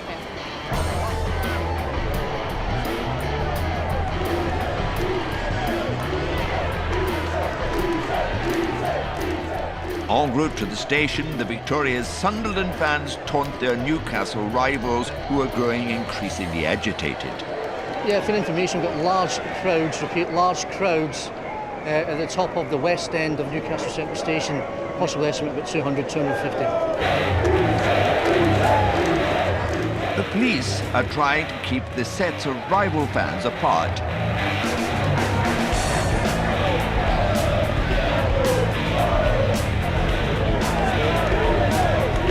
But almost inevitably, it all starts to kick off. Hey guys, you've heard what said there. Massive problems with the escort. People trying to attack them en route. So be on your game, please.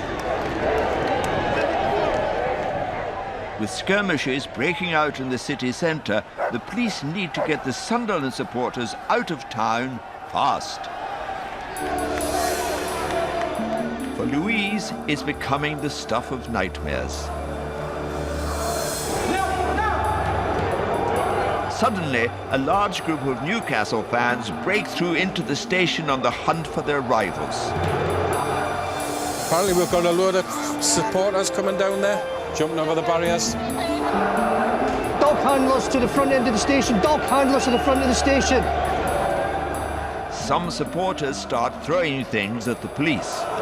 Oh, Charlie, November officers, draw your buy-ins! Draw your buy-ins! Stand by! Missiles been thrown, missiles been thrown! While the police handle security, Louise's main concern is to protect the passengers in her station. Just want to move back, you're going to get hurt here, okay? Move back. Thrown missiles been thrown! Station, come on! Run the back! So I'm going to ask you to move back in case you get damaged. What are collies? All unprotected officers, back to the front of the station! Back to the front of the station. Go on, let's get some call.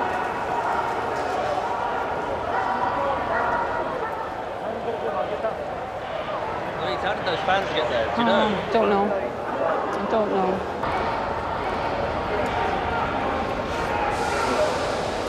Guys, are you all right? That wasn't good, was it not, eh?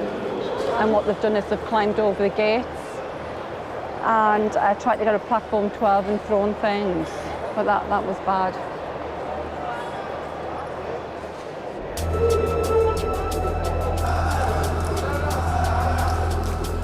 Still determined to get at the Sunderland supporters, some Newcastle fans have begun to surround the station. Is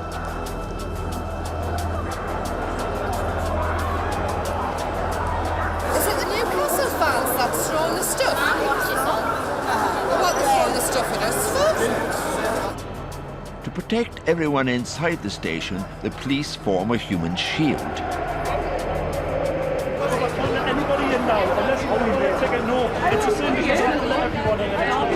Basically what we've done, we've closed the front doors here because there's still a lot of Newcastle fans outside, obviously knowing that the Sunderland fans wanting to get on the train. We weren't planning on going to get taxis, but obviously we're barricaded the station because people throwing coal and cones, fighting, we can't get out of the station, we're locked in practically. It's essential to get the Sunderland fans off the station before the situation gets worse. Once they come and go, then open the station to all traffic. But they're on the way in now as we speak. We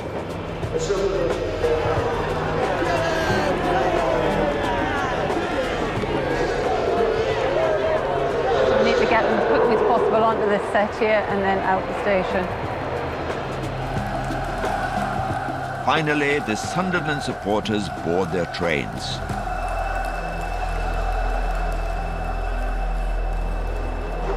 Wasn't good.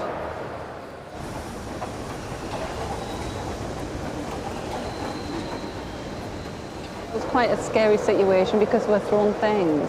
We haven't had anything like that for the last three and a half years.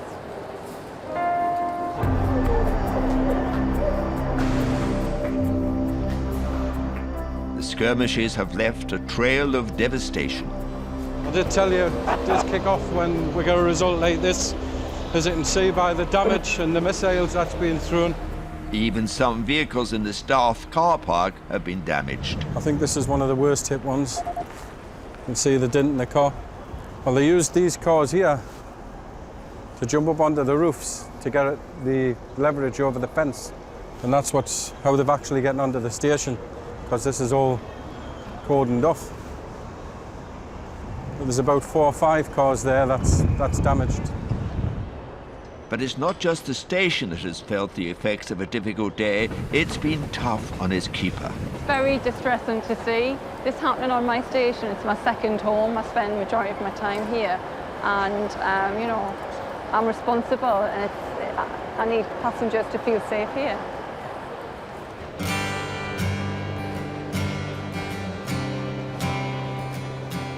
Derby Day has taken its toll on the town, leaving 29 arrests and 3 police officers injured. I'm a Newcastle fan, I make no secret of that. And I think what the Newcastle fans done to our own city on Derby Day, it makes us a little bit ashamed. To smash up our own city centre, it's ridiculous. And they're just like, you know, they're not just smashing up our city centre, they're smashing up property that belongs to people who are working class. And they've got to go to work and they've got to work hard to pay for cars and car repairs and shops and little businesses getting windows put out and that. I think it's just a disgrace. You know, it's going too far. It's taking it way too far. And these aren't just kids, these are grown men. And unfortunately, on this occasion, it was the Newcastle United fans that let ourselves down big time. So yeah, on that day, it made us ashamed,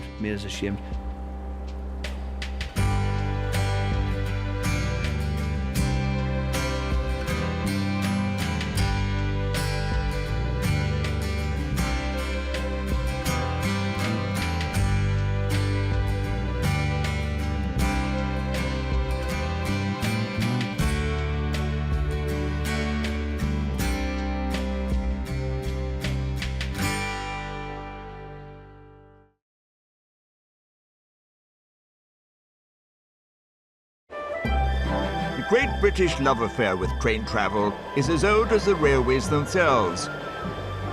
From the beating heart of London's metropolis to the majesty of the Scottish Highlands. Connecting coast and countryside with our great cities, the East Coast Line has it all. Disregard that, it's a glitch. But it's the people who give life to this railway. I trust you. British public are the best form of entertainment on the planet. The East Coast Line carries 19 million passengers a year on 155 train journeys a day, along almost 1,000 miles of track. East Coast is the largest operator on the line. It runs trains, manages stations, and employs nearly 3,000 staff. That's what you're doing all day. I'm not playing with you while you're showing off. The East Coast workforce toils tirelessly. Demand your backs, please. is. From driving trains Look at this office window. Fantastic.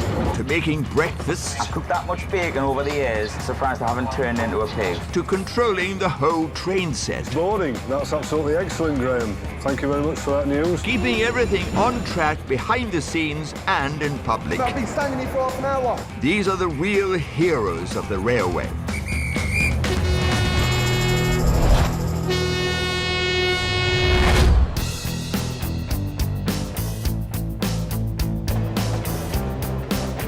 Around 3,000 men and women work for East Coast. Many have spent their entire working lives on the railway, and many more are only just embarking on their careers. I've got a good shift, haven't we? Yes, darling. But they all know that on the railways, no 2 days are alike. Every day is different on the railway. And whatever gets thrown their way, whether good or bad, When you get something like a fatality, it puts things into context a little bit. A bit crazy. One more and you're off the station. it's all in a day's work. And it's not working. Anything can be thrown at you at any minute. No, off the train. Off.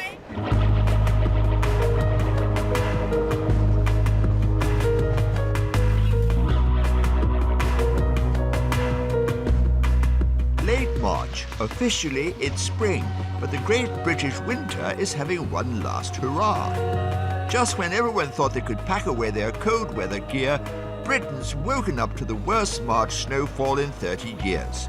And weather like this can spell chaos for the entire rail network.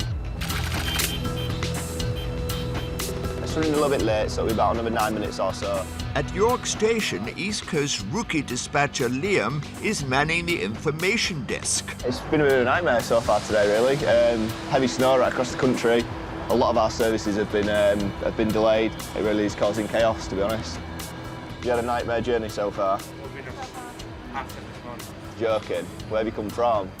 Sunderland. All sorts of crazy inquiries. I mean, people are asking me if the train's going to be all right tomorrow, but I don't even know if the train's going to be all right in an hour's time, never mind tomorrow. So I always get inquiries like that, but I've not got a crystal ball, unfortunately. I wish I did, but I don't.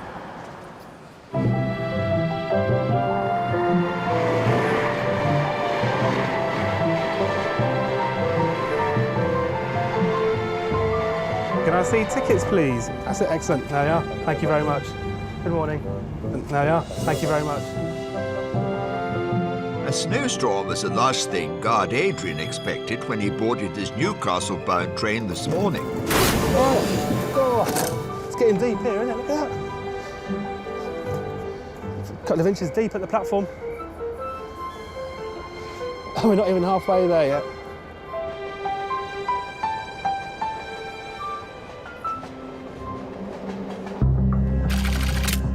Yeah, can you just let me know the situation with the snow there? Is it still as bad as it was? It is still snowing.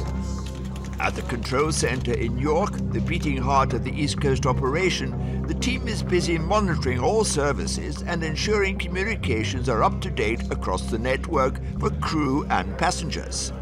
You're okay as far as passengers getting in and out of the station? Right, that's perfect. Information controller Mickey thinks they're managing the unexpected disruption pretty well. We're able to run a pretty decent service. In fact, we haven't cancelled one train today. And the latest train we have running, I think, is 20 minutes late.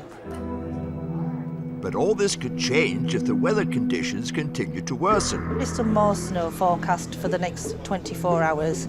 Sub-zero temperatures throughout the route. London -1. Northeast -4. We never used to have temperatures like that, I'm sure. We're getting more and more like Canada each day. But when I think back to this weekend last year, it was a boiling hot weekend. It just goes to show. You never know what to expect. You just have to be prepared for all kinds of weathers. On the train speeding north, Adrian's bracing himself for the worst. It's looking heavy. Yeah, it looks very thick. I can imagine it's getting get worse as we get further north.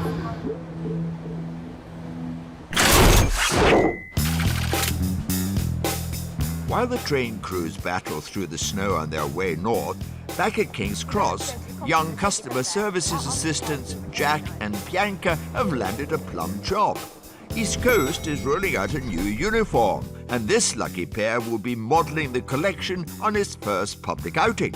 I've seen the new uniform and I thought I really loved it. I really liked it. It's very pink, but for me, I love it. So I've only seen the pictures. I've only seen the pictures with the waistcoats and everybody's written all over it saying, no waistcoat. Bianca is clearly excited about the new look. I've only been here a year and a half and I feel like I need a change of the uniform, so this is coming right at the best time. But Jack seems a little more sceptical. I feel like I'm looking at a book of carpet samples. It's very pink. How good do I look? Compliment your hair. Yeah, thank you. East Coast plans to introduce the new look in shirts, ties, jumpers, and yes, Jack, waistcoats. Around 20,000 garments will be rolled out across the network. Right then, we're going to try it on. No? Okay. Yeah. Give this a try.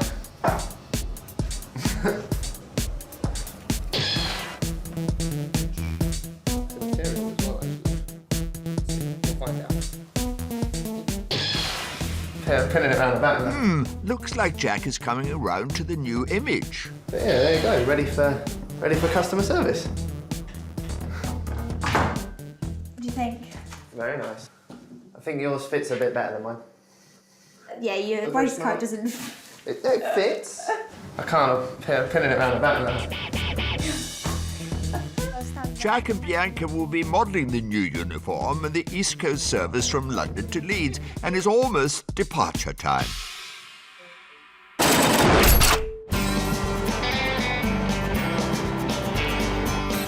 En route to Newcastle, train guard Adrian assists a passenger who missed his scheduled connection because of the snow. What time's the connection? Let's have a look. There's a 9:49. How long does it take for them to get to Sheffield? That'll get to Sheffield at 10:19. But obviously there might be delays themselves as well, so... Just like the passengers, Adrian is anxious that the bad weather doesn't leave him stuck in transit, unable to get home to London. Lovely jubbly. Like anybody else, I want to get home to my family, so I don't want to be delayed any longer than I have to be. I've got a wife and 3 kids at home, and I want to be home to see them before they go to bed. The train's pulling into Newcastle, and Adrian's got an hour to wait for his homeward-bound train, which is currently heading south from Inverness. I hope the snow settles down now so we can get back home on time, but who knows?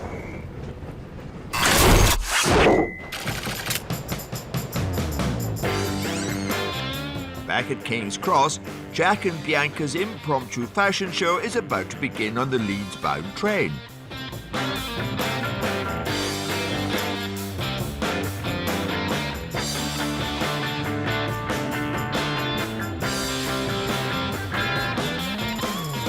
At the cafe bar, Jack's come up with a cunning plan. I'm just going to ask people when they come up to the bar whether they like the new uniform or not, and I'm just going to make a tally and see whether or not at the end of the day it's a good idea. It's a way to do it. Maybe not the best, but probably the most fun. And not to be outdone, Bianca's canvassing passengers' opinions about the new outfits. Yeah, this is our new uniform today. Just wanted to see what you think about it. That's really nice. Oh, good. It's smart, colourful as well. It's very bright, isn't it? Yeah. We stick out a bit. Everyone was saying they liked the colour. I think that's what everyone's feeling. It stands out. I think we want to stand out from the crowd. We are something special, so we want a nice uniform to go with the way we feel, sort of, really. So that's it. The ladies like the look, but what will Jack's customers say? Well, what do you think? Do you think this is a smart uniform? This is a uniform change for us, yeah? Do you want to just fill in my very official poll that I've devised there for you, sir? That's a yes, but Jack is angling for more. Hiya. What do you think of the new uniform, sir? Yeah? Ah, fair enough. Oh dear, it's all good fun. What do you think is our new one? It's very lovely. Thank you. There you go. Yeah, I know. It's I quite like pinky sort of tones. See, women, we love the pink. Yeah. What do you think, sir? New uniform? Yeah, it's all right, yeah. Do you think this one's very smart? Do you like it? Yes. Yeah? Good. I Great. noticed it on the platform on a lady as I walked up, one of your colleagues. What do you think about our new uniform? We're just trying these out today. It's beautiful. Yeah, lovely. I like the short sleeves especially. Yeah.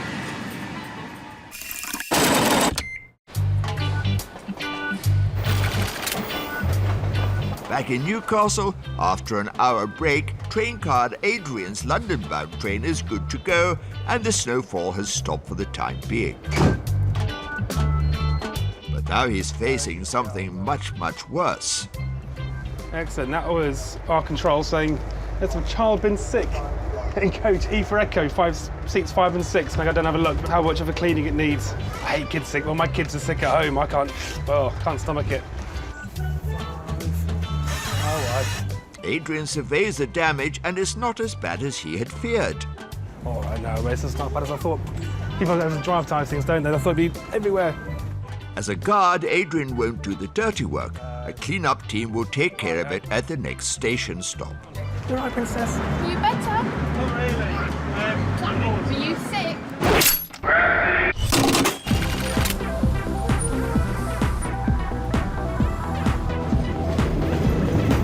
It's now late afternoon, and the snowstorm has let up. Be 144 down on platform 1, just about in the left. All right. Yeah, I think the rest of the day is going to be pretty smooth, to be honest. Last sort of half an hour, it's died down a lot. There's not as many delays, fingers crossed.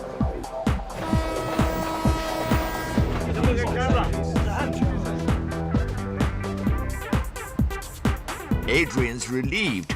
The snow is no longer a worry. In fact, his train is making good time into London. It's always good getting back into London, especially if you're early as well, which is a refreshing change.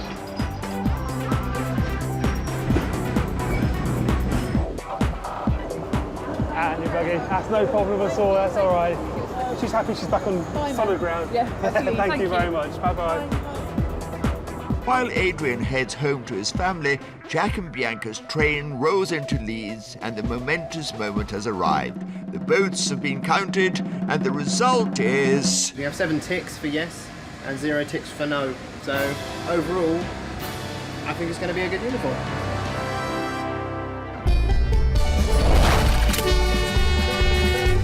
A death on the line creates chaos. East Coast Control, it impacted on us quite heavily. Ed and Black are not very good. The standing for them train, there's only one result.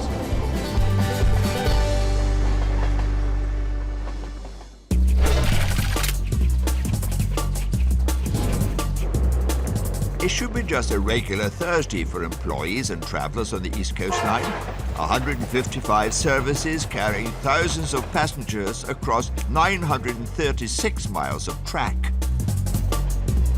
East Coast staff members are used to dealing with anything the job can throw at them. But there's one event that every employee dreads.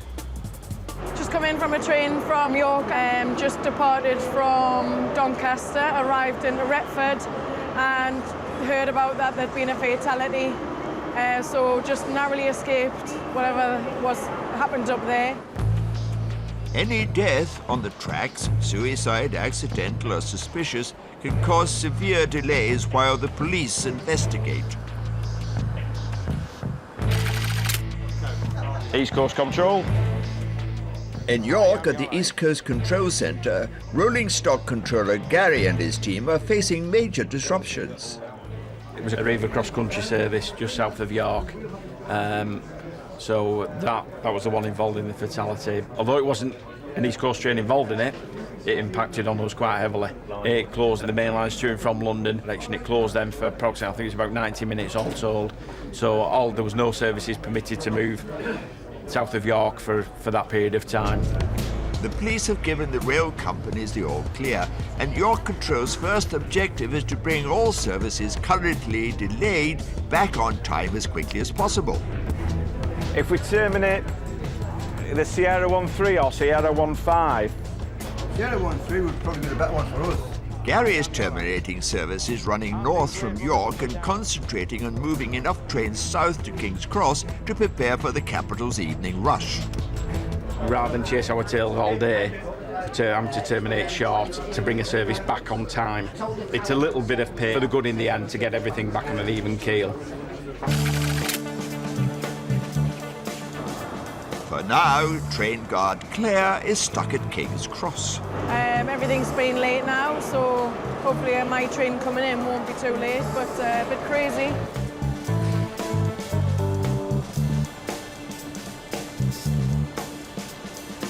This is the trains that are coming from north, so you can find out which is making your train to go back. This is the running board of the ones that are running late. So the green ones are okay, red and black are not very good. I'm just hoping that the train that we have to go back is in on time and then everything's fine. Fatalities, particularly suicides, are a sobering aspect of life on the railway. In the last year, there have been 238 recorded suicides on UK railways.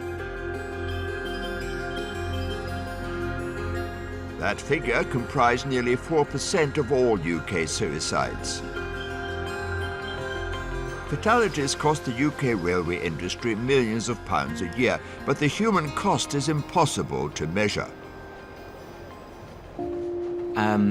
For me, I think the most difficult and challenging aspect is the amount of fatalities that we have on the railway. I mean, sometimes you can get a week where obviously you don't have one.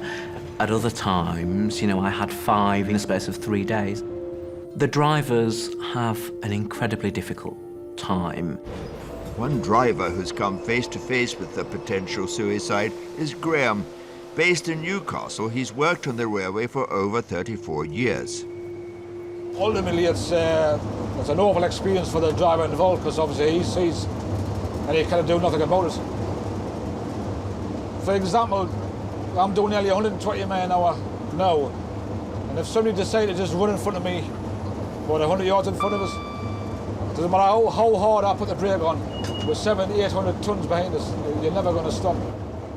The memory of the person he hit still haunts him. He was only a young lad, he was the same age as my son. He was only 14. Why he did it, I'll never know. And I did speak to my son afterwards. I said, if you think anything's bad, it's never that bad. Ever. We can always sort something out, but it's never bad for somebody to have to do that, stand in front of a train. Because if stand in front of a train, there's only one result.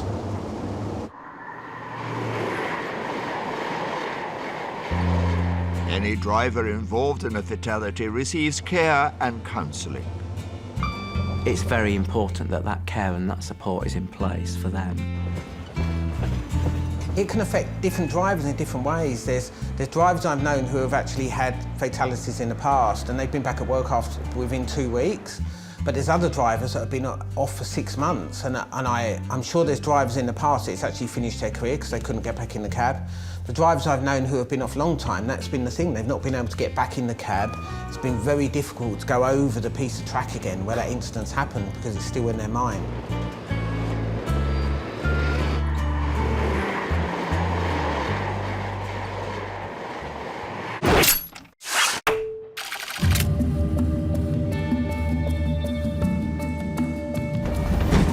An hour has passed since the police gave the all clear, but back at East Coast Control in York, the delays continue to disrupt the schedule. Right, John, Sierra 13, terminate Newcastle. Yeah. Echo 24, SSO Berwick. Yeah. Are we putting Berwick in S15 as well? Because S16 could be quite full. Today's delays have affected all East Coast passengers. Those travelling north to Scotland are among the worst affected. One's 87 minutes late, one's 66 minutes late, and they're all late runners. So one's heading towards London, and that'll terminate. And then we've got the Inverness train that's running 66 minutes late. So that'll have an impact on our customers when they get to Inverness, because they probably missed the last ScotRail service. So we'll have to provide onward transport, whether it be in taxis or maybe a coach, depending on how many passengers are. And it's all part of their contract for us to get them to the final destination. The control centre team is determined to keep the inconvenience for passengers down to a minimum, but some knock-on delays are inevitable. Unfortunately, when you get something like a fatality, it puts things into context a little bit. It's not great, and unfortunately we seem to get more than our fair share of them. Passengers, as long as updated and you lay the cards on the table, then I think they're a bit more understanding of the circumstances. It's out of your control. A death on the track is stressful for passengers and staff alike, but for those employees whose job it is to deal directly with the aftermath, the stress is particularly acute. One of my roles as a technical team leader, I do get called out to fatalities. can remember the last one I went out to was a young girl. She was only 16, 17 years old, was hit by one of our trains that killed her instantly. And I do remember helping the police collect body parts, cleaning up, and remember a passenger leaning out of a window saying to me, "Oh, we're going to be much longer." And that was quite hurtful. We do our best, but on the front of the train there was somebody dead. You know, somebody had taken their life on the front of the train, and you know, what was asked of me is, "You're going to be much longer."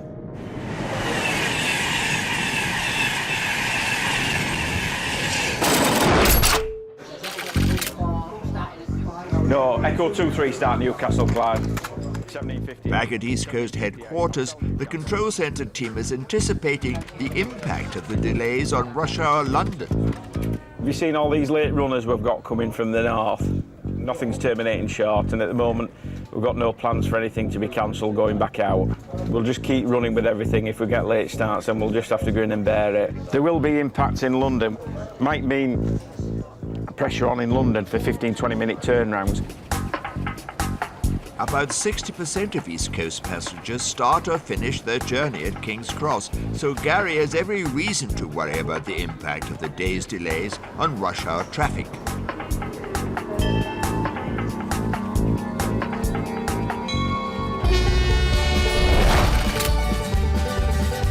Claire's train finally comes in. Is this the 3:30?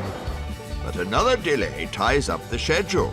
The line is out of use at the moment. And train guard Kane races to avoid mishap. Excuse me.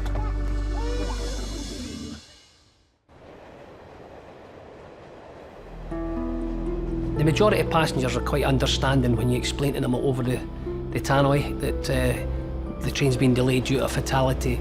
Unfortunately, in this day and age, it is quite frequent, fatalities, and it causes a lot of delays and throughout the whole day.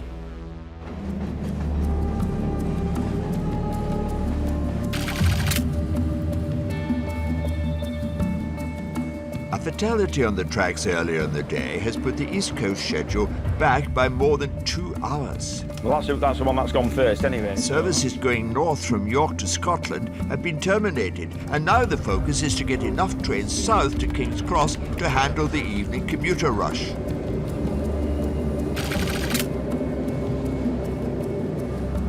Station Customer Services Manager Olga is bracing herself for the possible onslaught of late trains and upset passengers. The black one, which is heavily delayed, is 87 minutes late now. This train meant to form 5 minutes past 4 to Leeds. So as it's currently an hour away from here, so it's definitely not gonna form 5 minutes past 4. As well as this train, yeah, it's over an hour late as well. So that means that we need to find another train, which is a set swap, basically. A set is rail speak for a whole train. A set swap essentially means prepping a train to take a different route than it was originally booked for. And at King's Cross, with rush hour fast approaching, it's essential to do this very, very quickly. With our dispatchers and duty team leaders who needs to be on the ball of everything and who needs to make sure that all the trains that arrive late, they're all tanked and serviced and cleaned and reserved very quickly. It's not just paying customers who've been affected by today's disruptions. Train guard Claire's been stuck in King's Cross waiting for her return train to Newcastle. And there's good news. It's just come in. So mine's on platform 2, but it's got 2 head codes, so I'll have to go and find out which one's ours. Is this the 3:30? It's got 2 head codes on the board? Yeah. All right. I think this is my train, so we must be leaving on time, so that's all I'm bothered about. Claire is finally on her way home to Newcastle, and it looks like the tangle of delays across the network is slowly but surely being straightened out.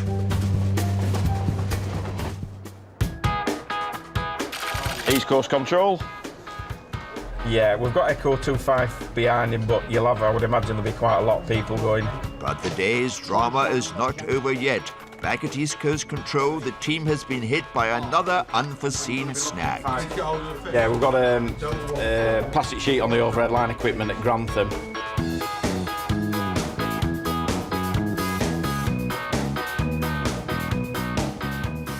year, hundreds of plastic bags and kiddies' balloons wreak havoc, costing the rail company precious time and money. That's the contact wire there, where the plastic bag is actually laying on as well. That's where the electric locomotives pick the overhead line supply up. With trains running at up to 125 miles per hour and over 25,000 volts of live electricity coursing through the cables, contact with even the flimsiest of objects has the potential to cause serious damage. So if that gets tangled in the pantograph, it causes all sorts of problems, losing power and everything. So it always amazes when you've got 1,000 acres of sky up there, yet these things seem to find the overhead line equipment. The line is out of use at the moment until that's removed safely by overhead line staff.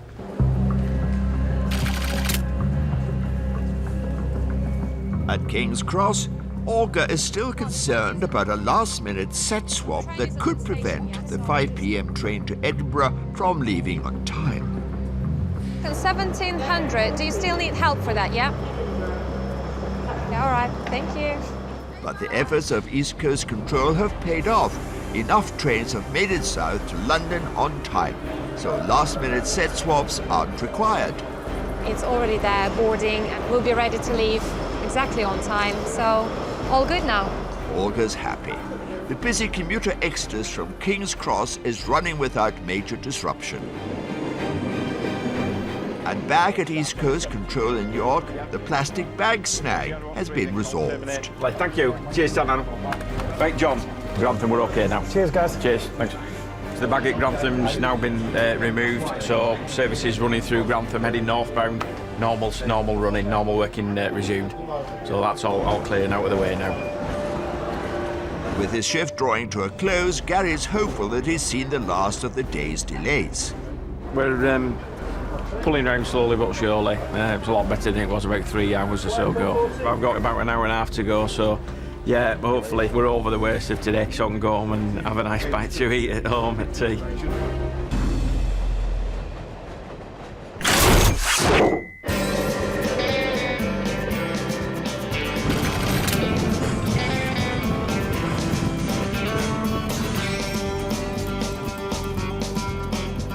It's not just the control centre staff that troubleshoots problems on the line.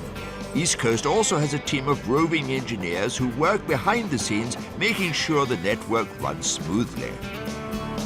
In Peterborough, train fitter Alistair is on call. I like fixing things, yeah. When a driver reports a mechanical issue, Alistair rides the rails to diagnose the problem. It's something different every day. It's what helps to make it interesting. Today, Alistair's tending a locomotive with a faulty speedometer. The reading jumps erratically from 125 up to 140 miles an hour. It keeps jumping up every now and then at certain bends and things. It causes the drivers a bit of consternation. And it's usually a problem with one of these probes where the cables have got crushed or have partly damaged. I've opened the door so I can actually see what the speedo's doing, see when it does actually jump. If you look at the speedo, you'll see it's doing 140 miles an hour. Relax, passengers, it's not actually going that speed, it's just a faulty reading. Even when it was doing that, I couldn't really get a satisfactory reading from any of the probe. I'll have to wait and see if it does it again. And don't worry that there's no driver. That's because Alistair is in the training car at the back of the train. Halfway to London, the probe picks up the problem. If you notice there that the figures are dancing about all over the place, that's the actual voltage output from number 4 probe, and it's not as steady as it should be. Something not right there. I think what we'll do, we'll ask the maintenance control, see if we can get the probe on number 4 axle changed tonight, see if that cures it. The fault is found and reported. Alistair's patience and persistence have paid off. The whole idea of the job is to make sure that the service runs as efficiently as possible with the least amount of delay to the passenger. Cheers. Ta-da. Unbeknown to the travelling public, Alistair packs up and quietly slips off the train, leaving no trace behind. You're always behind the scenes, never at the front, sort of just trying to keeping your head down, getting your hands dirty and mending things. And that's how he likes it.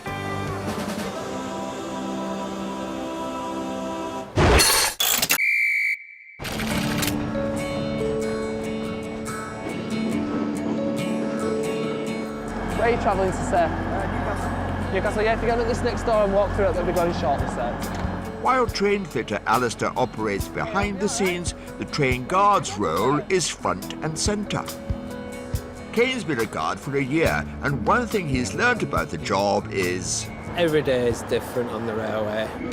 He may be just a ticket collector to you, but this guy is primed for every eventuality. This is the ticket printing machine. We accept credit cards, have a scanner for the new print at home tickets. These are the all-important ticket stampers, the T-key and the T-key holder. This is to open your panels. And my awkwardly positioned torch, so it's just a lamp for dispatch in the dark. It sets to either clear light, green light or red light for emergencies. Oh, whistle. And that's just not an ID card, it's also a PTS card. That little box at the bottom proves I've passed my own personal track safety test. And the hair's always got to look good. Kane is an on-board superhero, ready for any mission. The lights have gone out in carriage C. In carriage C? Yeah, so every time we go through the tunnel, we're in complete darkness. Oh, right, I'll come down straight away and sort that. Fuses blown or something, so... We've probably gone through a section where the power's been lost, but I'll... By the time the passengers caught up with Kane and carried C, the problem's been sorted. We're getting to York. Emergency over. Emergency over. The problem is fixed. There's a thing on the railway, never say something's fixed, because we work on jinx. When I first started as a guard, I was jinxed for the first few weeks. Touch wood. Not been a jinx since, you know. Checking all tickets, please. A jinx, you say, Kane? It would appear that railway people are a superstitious lot. Oh.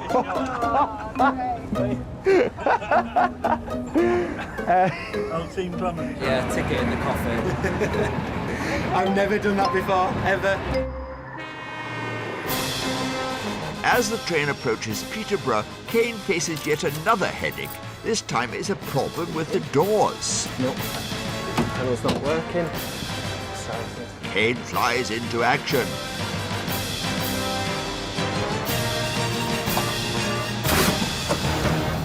I just do a little jog, I'm a bit flustered. I did a marathon last year, believe it or not, and I'm not as fit as I want.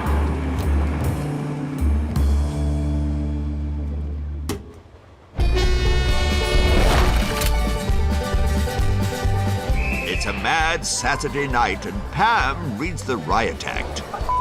No, one more and you're off the station. And Julie goes full throttle to stop an accident in the making. You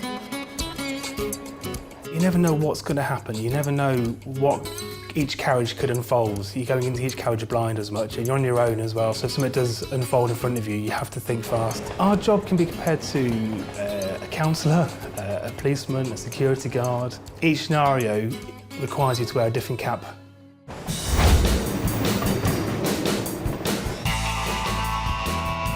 Being a train guard might look simple, but it's a demanding and complex job. The most important duty is safety. Initially, I'd take my lead off the driver, but if anything was to happen to the driver, then I would be in charge of passenger safety, organising emergency services, protecting the line, because that's the main thing. You know, if something were to happen on a train, you have to stop traffic. That's the first thing that you do, which is why we have in here, they are track safety clips. And they're the ones that will be put on each side of the track, and they'll turn the signal ahead to red and the one behind, so it stops train traffic. A guard must be equipped for whatever gets thrown at him, even canine management. Oh, calm down, calm down. Calm calm down. I've been put on dog sitting patrol, so I'm having a lot of firsts today. A lot of firsts. Now this is a rare occasion that I get asked to dog sit. Oh, bless it, it's shaking. Is the guy still gone? Because I'm taking this dog. Oh, no, I'm taking the dog. Caught in the red-handed, I'm going to take that dog up.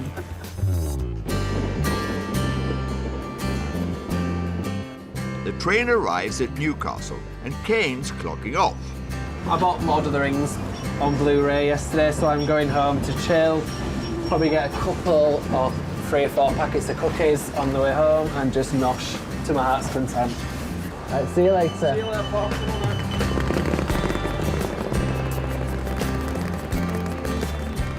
Kane can kick back and relax, knowing he's done a good day's work. But for other East Coast staff, the working day is just beginning. York Station is one of the busiest on the East Coast line. 5.8 million passengers pass through the station each year. If there's one shift that's guaranteed to be lively, it's Saturday night. Information controller Julie finds it one of the most unpredictable shifts of her week. Yeah, I do. I like Saturdays. It's entertaining, so it's a really good shift. We'll be busy about 5 o'clock onwards, right through till after 10 o'clock with hen parties, stag parties, just people out for days out drinking. So you just got to keep your eye on them, chance of fall on the track or just be stupid when the train comes in. So you just got to be vigilant with them at all times. It must be a dressy up for tonight, getting ready, but I won't come on station with rollers in, that's for sure.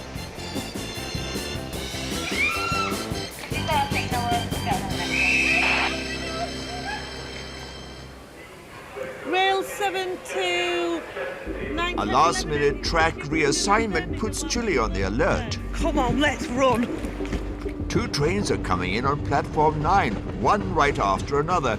Julie has to make sure passengers don't get on the wrong train. This is going to be organised chaos on here at the moment because we've got a Newcastle coming in now and we've got a London coming in straight after. So we've got to make sure that they don't get on the wrong train and tell them. Where are you going? See, in this one I said it's the second train, not this one. See, that's what I mean, confusion. Rail 7 to Rail 3, any chance you can ask the guard to do an announcement to say this is the Newcastle, not the London service? This isn't the Doncaster, it's the next one. This is a Newcastle service. But there's only so many people Julie can take care of. Thanks, Jeff. She's on the wrong train, that lady, now. Keep away!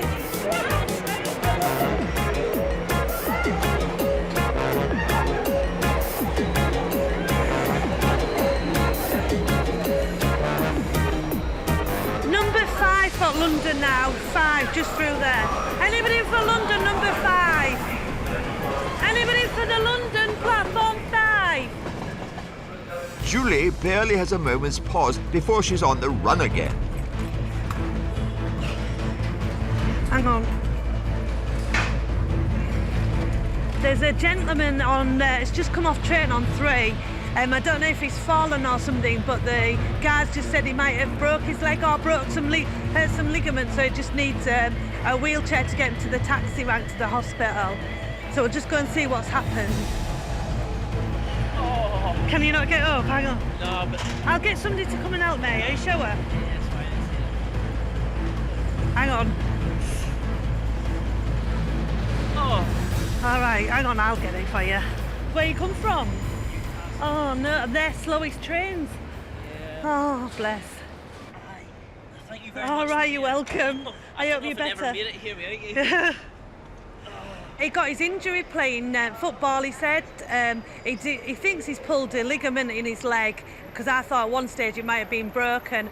But he said he's going home, maybe have a hot bath and see how he goes, and then he might go to the hospital. All right, see you later. Bye. So that's another thing on a Saturday night, but at least he was really nice, a nice bloke. and that for helping him.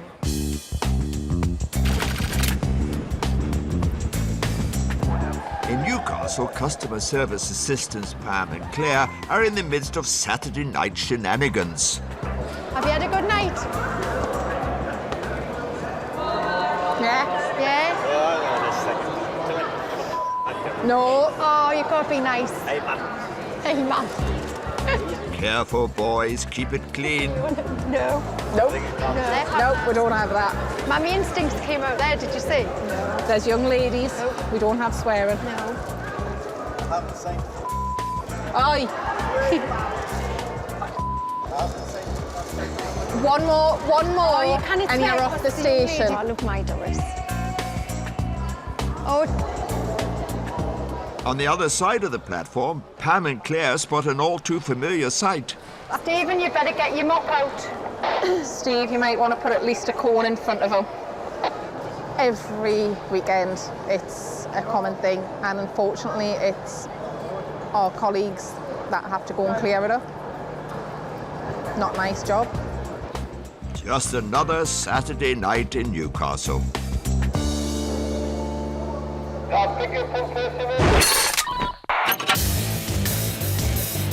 Back in York, Julie's eagle eye spots a potential disaster and she's back running.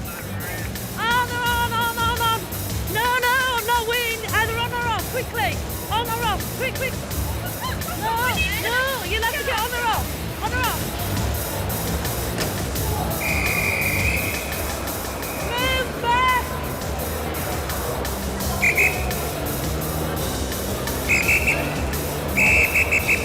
No, off the track. Off. Some ladies, the girls who was already on the train, was holding the doors. It was their mates that came at last minute. She went, as the train was going, she went to try and push the door open. Well, she had a few drinks. If she'd have slipped, she'd have been right down the side of the train and she'd probably have been killed. So that's why I ran down to try and stop her from getting on. And that's my shift finished. And I'm absolutely tired out, running about. But it's been a good night and a good shift, so I've enjoyed it. You've earned your stripes tonight, Julie.